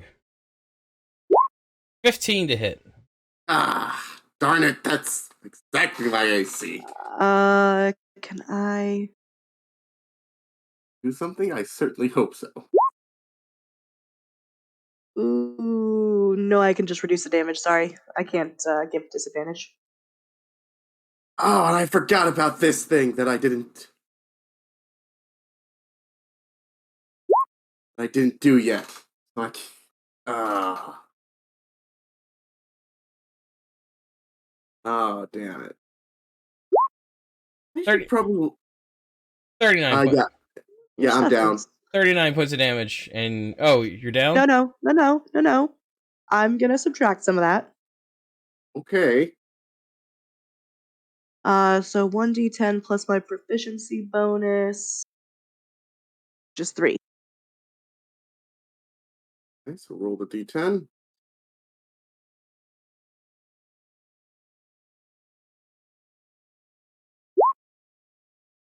Oh, minus 6 damage, so it's 33. Oof. I'm still down. Okay, well I tried. So she squeezes it, and you hear this cracking noise, and like sparks start to shoot out of your neck, and she just drops you on. She just drops you on the ground. Torin, or no, she doesn't say your name, but I'll be with you soon, my little mage. Can Torin throw up in his mouth a little as a free action? As a free action, I will allow a little bit of throw up. Oh god, this is terrible.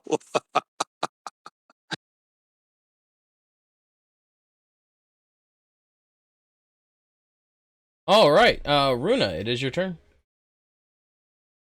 All right. Rune, I'm get up! what? Aren't you still lying down? Well, yeah. So I'm going to stand. Hmm? Now, can I use? Do I have advantage with Hush right now from where I'm at? No. No. Do I need to be where Ouranios is dropped? Nope. On the other side of him, then? Yeah, on the other side of him. Okay, that's fine. Okay, so half my movement to get up, the other 10 feet to get over here. Okay. Attack of opportunity. And that's fine. 16. It misses. And then as a bonus action, I'm going to cast Shield of Faith on myself.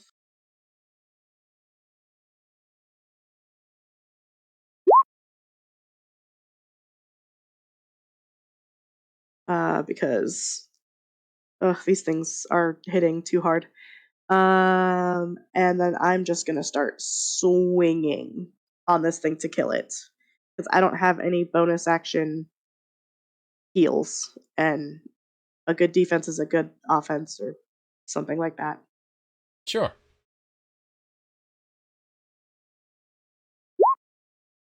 Twenty-three will hit. 23 will hit. And we're gonna pump. Okay, good. I pumped a smite into it. Did you start your turn in the bears area? I did actually. Okay. Do I get extra healing for that?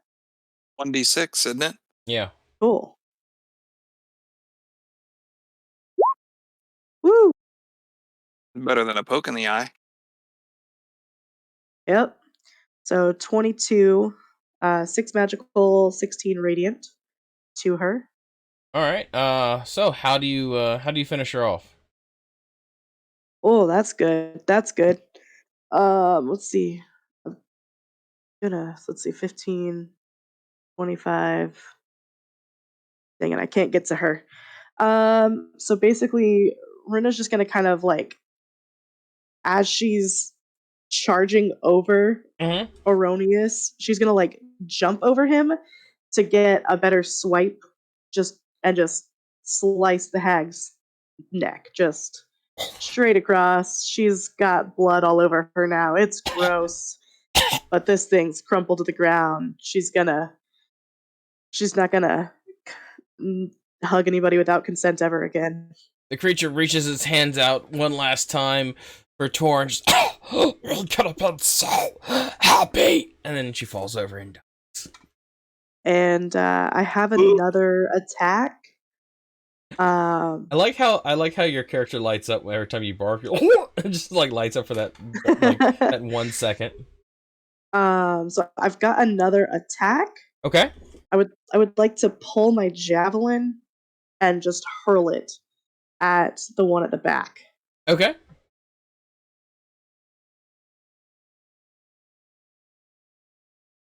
And yep, I did. Yep, cool. 16 to hit her? 16 will miss. Ah, damn. Well, that's a lot of movement and actions and bonus actions. Right.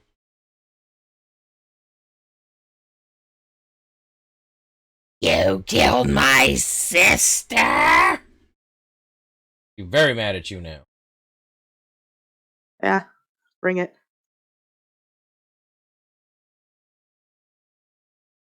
Lightning crackles in her hands. She's going to unleash another lightning bolt at you. Gonna be up. It's filled with rage. No. Well, you gotta roll it. Roll it on the counterspell? Yep. Okay. Because she Wait, upcast it. It's my spellcasting ability, right? Yep. So it would be so I need an intelligence check. 15. Nope. It's okay. It's a just 6th play for level this. spell? Huh? That's a 6th level spell? She upcast it at 6th level because that was the spell slot I had left. Good God. Just you wait. Just you wait. So it's a DC 14, right? Yep. All right. And you critically failed to save. Not bad. I think I actually get advantage on this. So Am I in Hold the up. lightning? Oh, Do you have advantage on this? oh, is she not shooting? Is it shooting at him, not me? It's shooting at you, but I don't think you get advantage. I think I get advantage on dexterity saves because of my thing. I think you get a bonus to. Oh yeah, sorry. Yeah. I take no. I have evasion. That's what it is. Well, if you aren't incapacitated, you can use your shield's AC bonus to any dexterity saving throw. So you can add your. I think it's a +1. No, it's a +2, I believe. Yeah, so that'd still be a 10. Yeah. But you still take only half damage from the spell, so. Yep. So 33. no. So, Holy shit, that's half? no, it's full. So 33. So half of that is 16. Okay. So lightning bolt is a straight line, right? Yep. Do I have to make that? Well, I mean, I can't make it. Do I take the damage? Hang on, let me find out.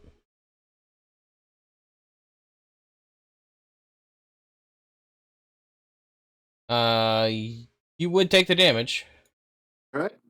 Well, at least it's not a melee attack, so. Hmm? At least it's not a melee attack, so that's one failure for my death saves. There you go. Right. Doing stuff for content now. She is going to.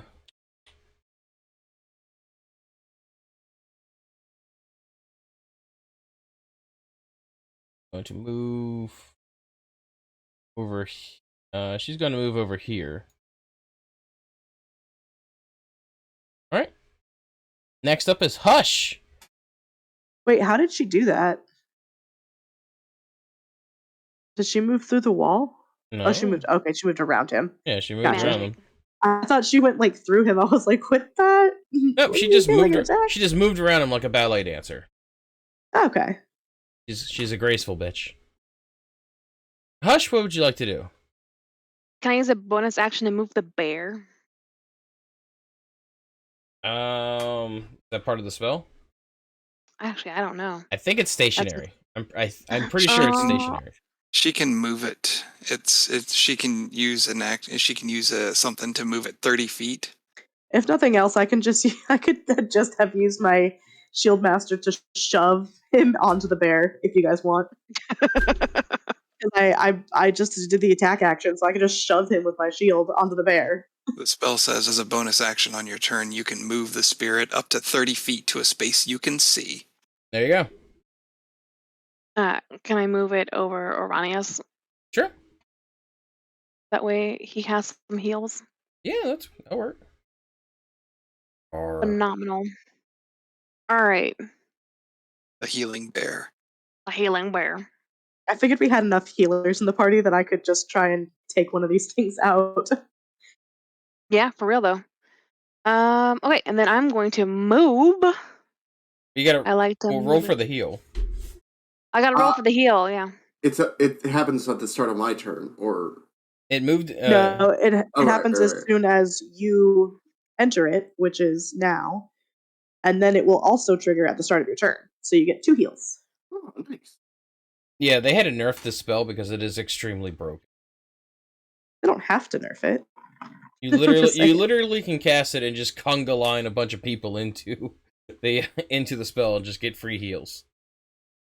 Yeah, exactly. So I was like, they don't have to nerf it. It's wonderful. I don't see the problem here.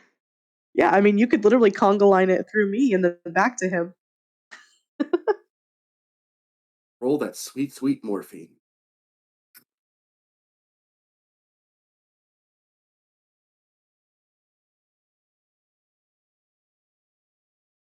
I'm absolutely doing something wrong. All right, Uh, there we it's go. in the. I figured it out. Oh, okay, cool. Guess who forgot there was a pop-up? I'm gonna guess you. No, All right, it was the cat. Ranos, you have 4 hit points now. Yay! Hey, All that's how much it gave me when I got down too. We're going for those big healings. Yep. All right, now I'm gonna move. Okay. I mean, that's above average. That's 4 on a d6, so that's pretty Yeah. good. That's good.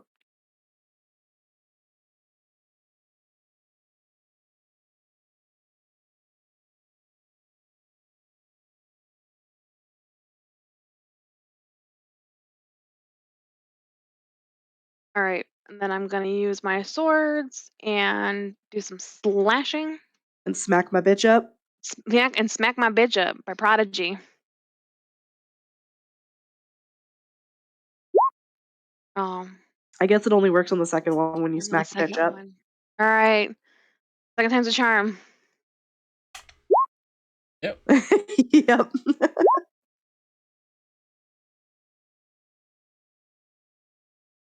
Okay. And that's it for me. All right. I get another D6, right? Yep. You get another d6. Hush healing spirit. Okay. Or 1 point. There you go. Hey, that's how much I got for the second one too. You have 5 now. You gotta say the magic words. Well, Heal me, daddy. I was gonna say smack my bitch up, but yeah, heal my daddy works too. Heal me, daddy works too. Oh my god. I'm neither going to smack the bitch, nor am I going to ask for heals. I'm going to get up, so that's half my movement. And I'm going to... precise.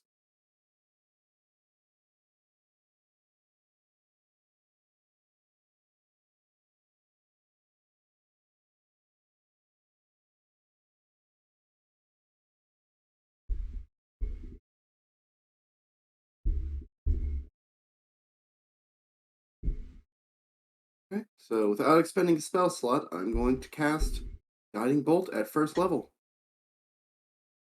Love Circle of Star Druids. Yeah. And I'm gonna shoot this lady. I You miss. Summertime sadness. Alright. I'm going to. I can't do that because I already cast a spell this turn. Damn it. All right, moving on. Well, I will run over here in hopes to get some cover. All right, sounds good.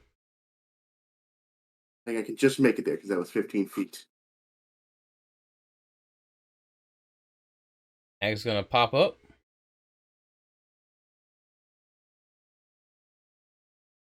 Fire at Hush.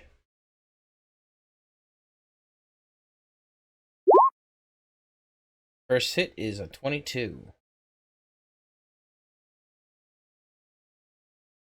That hit you, Hush? That does.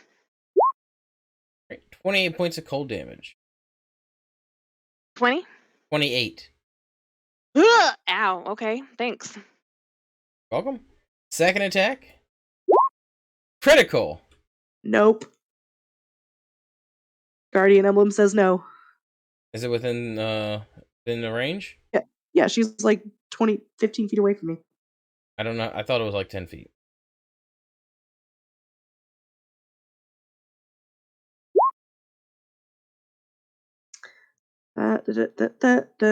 Okay, 30 feet. Okay. Yeah, it's not one of my paladin abilities. It's one of my items.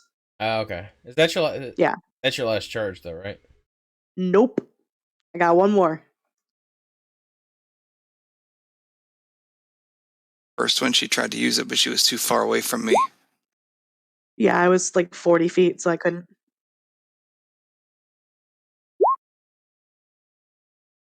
All right, so Hush, you only take 36 points.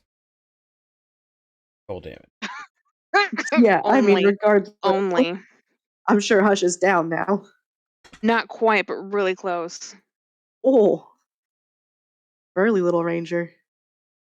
And the hag cackles as she goes behind cover again. You laugh, but we already killed one of your sisters. She meant nothing to me. Torin, your turn. How's this one looking right in front of me? Is she looking okay, or is she looking You okay? rough? Fine. What? No, she looks rough.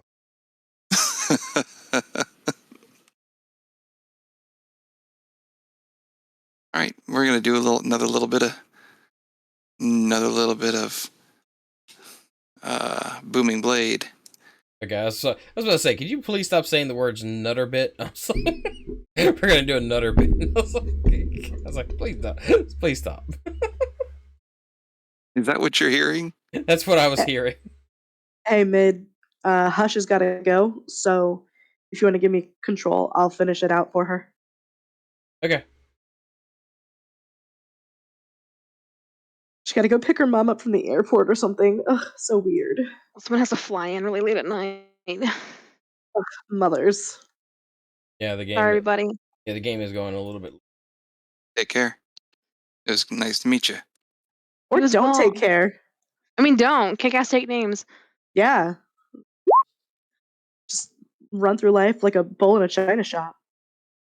21 to hit. 21 will hit. Yep. 18 total damage. Okay. Second attack. 16 to hit.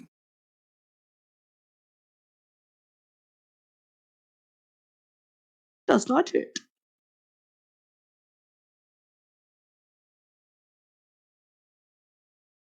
Mid. Hang on. I hit the wrong button, and it turned into like negative 153 points of damage. 16 will not hit. Okay. Bonus action. offhand attack, since I've got a whole psychic blade in one hand and I'm still holding the rapier. Okay. Now, I don't get the bonus damage. Correct. Okay. My vision just got a lot more. It's because of Hush. Ah, When did it hit? 20 will hit. 2 damage.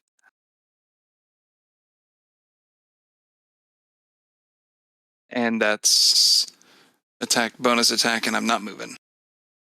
All right. I certainly appreciate that Next up is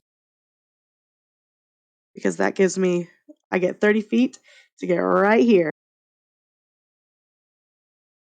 What's up, bitch? I'll say it for you. Smack my bitch up. 18 will hit. All right. We're gonna pump a smite. Let me make sure I've got spells left. I do. That is 7 magical slashing and 13 radiant damage. How do you finish her off? I mean, I just run over and surprise, motherfucker. And as she's like turning to face me, Mhm. I just straight from her shoulder down across, like I'm giving her a what do you call those? Like a bachelorette party, like a sash. Yeah. I'm giving her one of those, just straight from the clavicle down to her hip. Ah! And she falls to the ground dead. And with my second attack, I'm just gonna double tap, just really make sure she's dead. All right, you coup de grace. No, Yep. no roll required. Yep.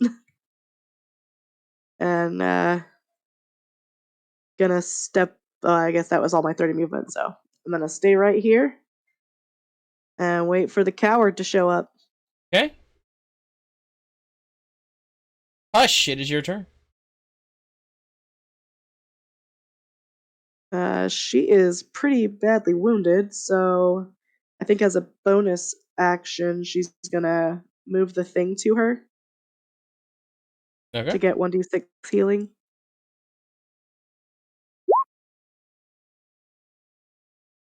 All right. How many And then times let can me she do that? concentration up to like a minute, I think.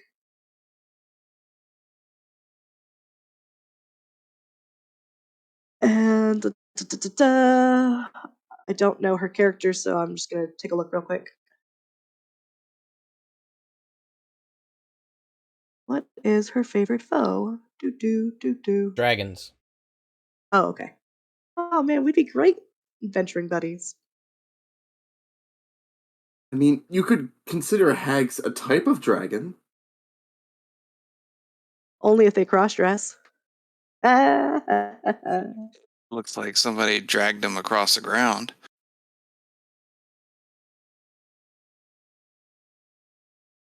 got a lot of things just like open. I'm gonna have a conversation with her after this.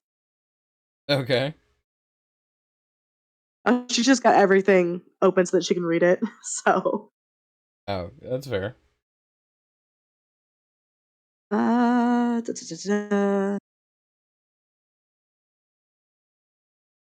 not sure how many spells I don't think she's got any spell slots left. So let me see. So she's going to put her short swords away and pull out her longbow to prepare for the other hag. Okay. All right. Is that it? Yep. Okay. Ouranos, it is your turn. All right, so Ouranios is just going to slowly.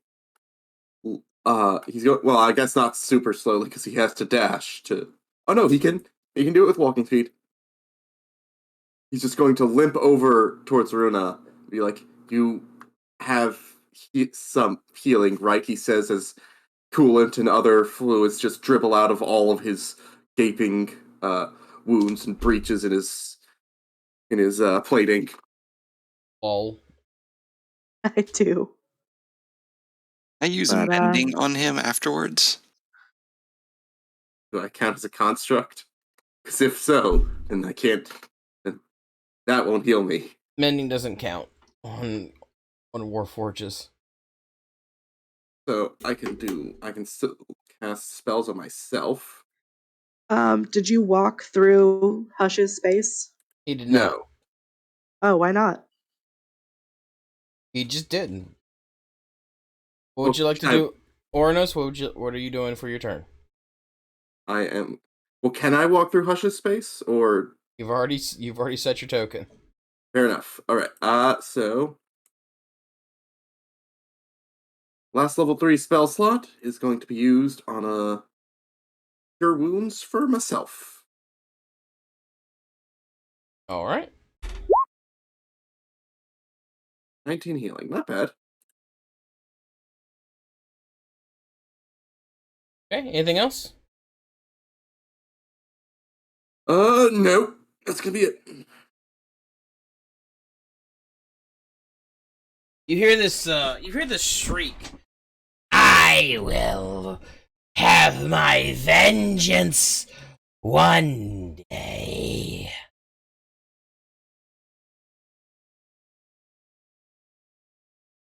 And Torin, it is your turn.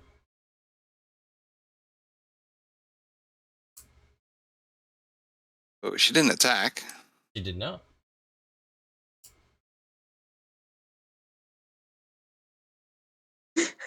See what you're doing there.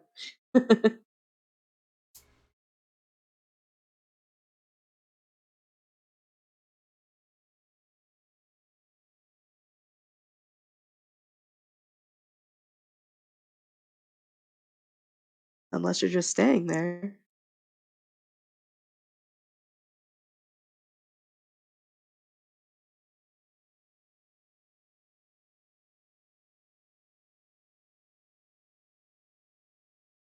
Did we lose Torin? I have no There we idea. go. Sorry, I had to reload my roll 20 because it was malfunctioning, and then my token disappeared from the screen, so I had to put it back on.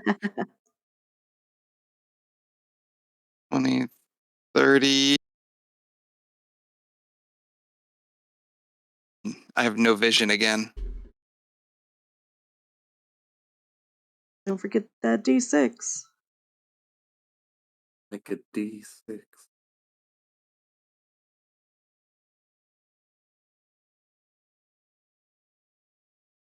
Oh wait, you're fully healed, aren't you? Yeah.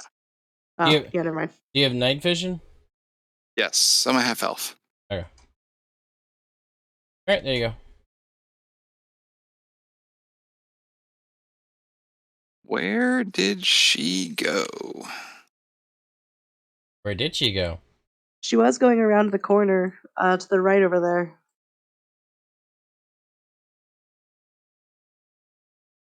Yeah, I don't see her over here. Would you like to take a look? I can send you over there. No, I've got something better to do. Then, yeah, I'm just going to, where in the heck? You know what? I'm going to go ahead and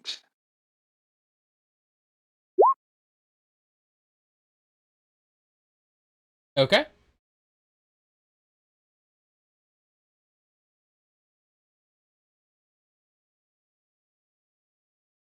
She's gone. yeah, she's gone. She's not here. All you see is a pile of bones and a couple pieces of hay, straw, blood splatters. But the hag has disappeared. Are these full-size bones, child-size bones, Yes? all of the above? Yeah. Can I look around them to see if there's any any evidence of that this may have been the last party? Roll investigation. Give myself a little guidance here.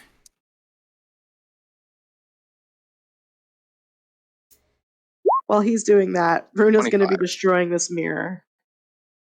Because that Ouranios, one hag was very against this, so she's gonna just do it. Ouranios, ask her to wait a second if that is her clear intention. Okay. So Torin with 25 for investigation. You see several scraps of armor. You see bits and pieces of clothing. It looks like these bones have been picked clean. But you also see like a short sword in the some just digging around the bone piles. You see a short sword, a hammer head, not the wood shaft, but like a hammer head. So probably some type of adventurers have been here. Oh, one was a dwarf. Dwarves and hammers. And then one was a Goliath. And then one was, what, an elf, I think? Maybe. Oh, a tall woman with black hair, a dwarf, and a Goliath. Yep.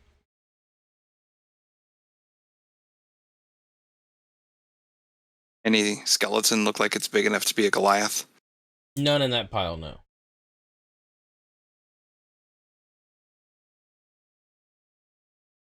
Okay.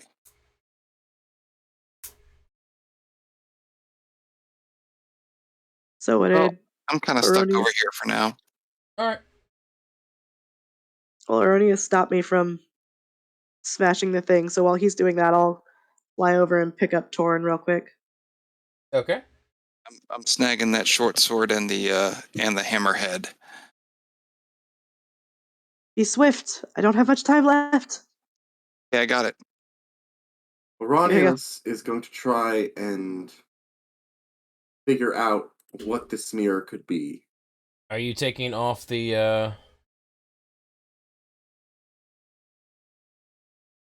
The bedroll. Are you taking off the bedroll? I didn't yet. He's gonna have to do that himself. Going to, yes. Because I didn't want to look at it. I specifically did not want to look at it. Ouranios might let his curiosity get the better of him, but he feels like there's a bit of a mystery here, and you need to look into it. So, Ouranios will take off the bedroll. You can look into it. I will look at you. Ugh. You see a figure in a black robe and a white deer, wearing a white deer skull, staring at you. Remove the cover of as you remove the cover of the mirror.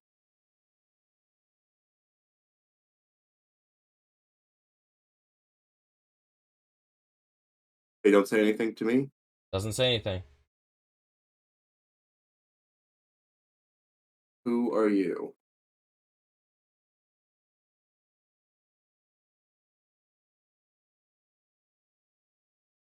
And it disappears. Just completely disappears? Okay. Yep. Can I do the thing now? The figure that Thing. the figure that I saw, does what I see, does that match any description that I could have ever come across in any sort of No, readings or legends or nothing? Okay. nothing that you know of. Right. I will let Runa. Maybe smash- something to investigate later.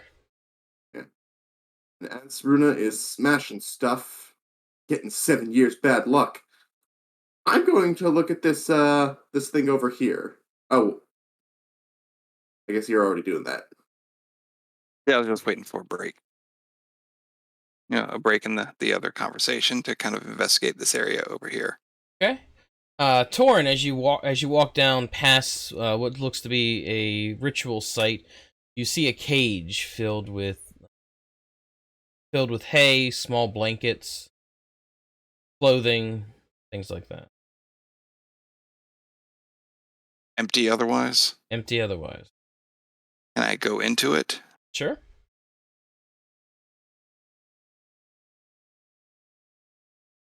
These like child-sized bedrolls? I would say so. The ritual site also has child-sized skulls.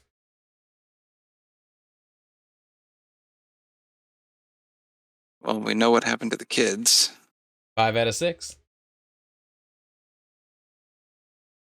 Let's pick these skulls up. 4 out of 5.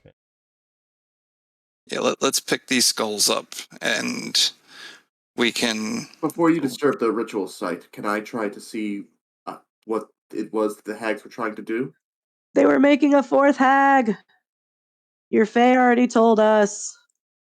They had 3, they were making a 4th.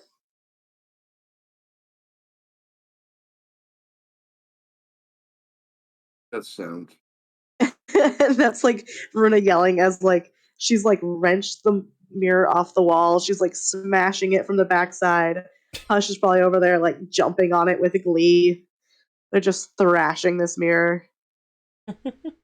Torin will use his mage hand to pick up each of the skulls and set them down on the ground in a line, and then wrap them up in the bedrolls that were down here. Wrap them individually. Okay.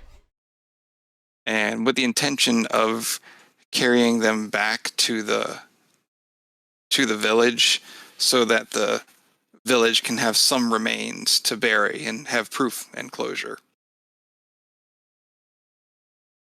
Very nice. What Runa's doing to this mirror is not nice. Then you guys head back into town? Yeah.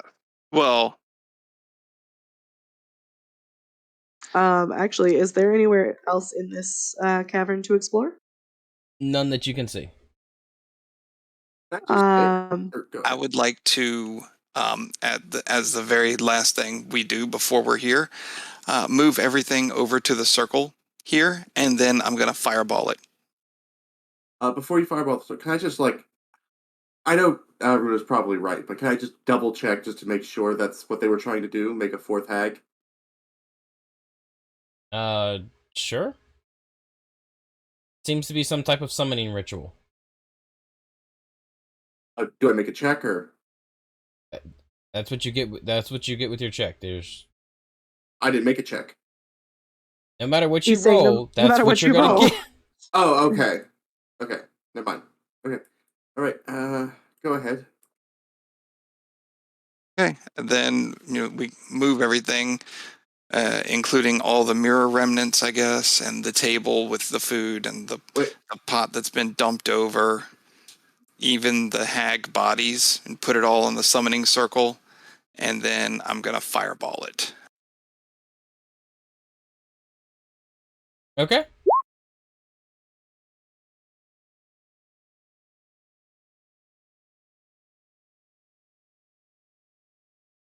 Fireball. Alright. 31 damage to all that stuff. Okay, you destroy it. Good. So do you guys have a way to purify the water and stuff? Well, if we take a rest, I can focus and purify some water. I can do the same. Well, I was just thinking, perhaps if we purify it here at the source, let me see if it's a spell. Can anybody, like sanctify this area? Well, I'm a cleric, but I'm only a level 1 cleric.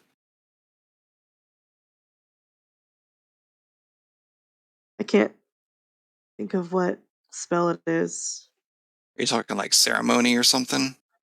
But that's not going to be anywhere nearly what we're looking for, I think. No, I was thinking like the opposite of desecrate. Consecrate? Yeah, that one.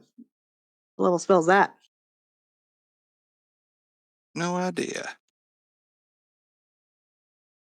Well, it's not in the compendium, so that's why I'm not I sure. don't see it. Is it Hallow? Yeah, what would go into making this place some kind of hallowed ground? All that you guys don't have.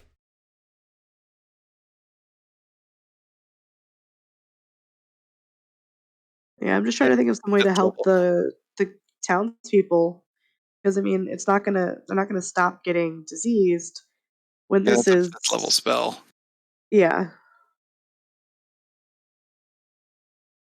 But it doesn't even have what I was looking for. It's just like courage, darkness, daylight, energy projection, vulnerability.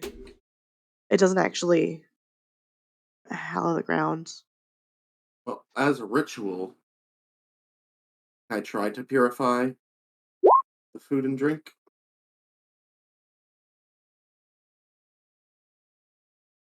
I mean, that's going to be like 1 cube in the water. Was there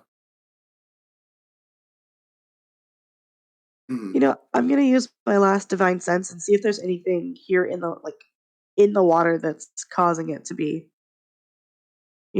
messed up. So like maybe there's like an item in the water that's fucking it up.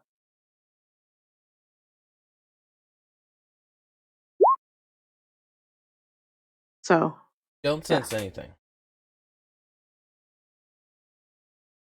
okay. she still sense the foul wind?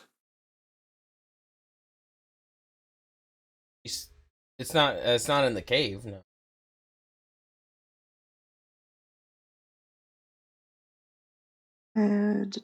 Uh, Roll insight? Near her. Doesn't matter. yeah, back to my average rolls. I'm gonna give myself a guidance. Well, Torin rolled a 16, so we'll just go with that. Okay. So you can probably figure that it was the hags that were poisoning the water. The hags are gone. The water is cured. Okay. Well, that's good. There's nothing extra that we need to do to help keep the okay. We've Cool. destroyed everything in the cave, and we've killed 2 out of 3 hags, and we've verified the status of the children, and we've hopefully verified the status of the other party, although we can't find a Goliath skeleton anywhere. I'd say that we are good to go back. Yeah, I'd say it was a success for the most part. All right.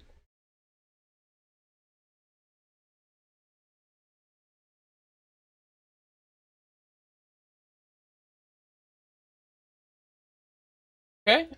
A few days later, you guys are hanging out in the you guys are back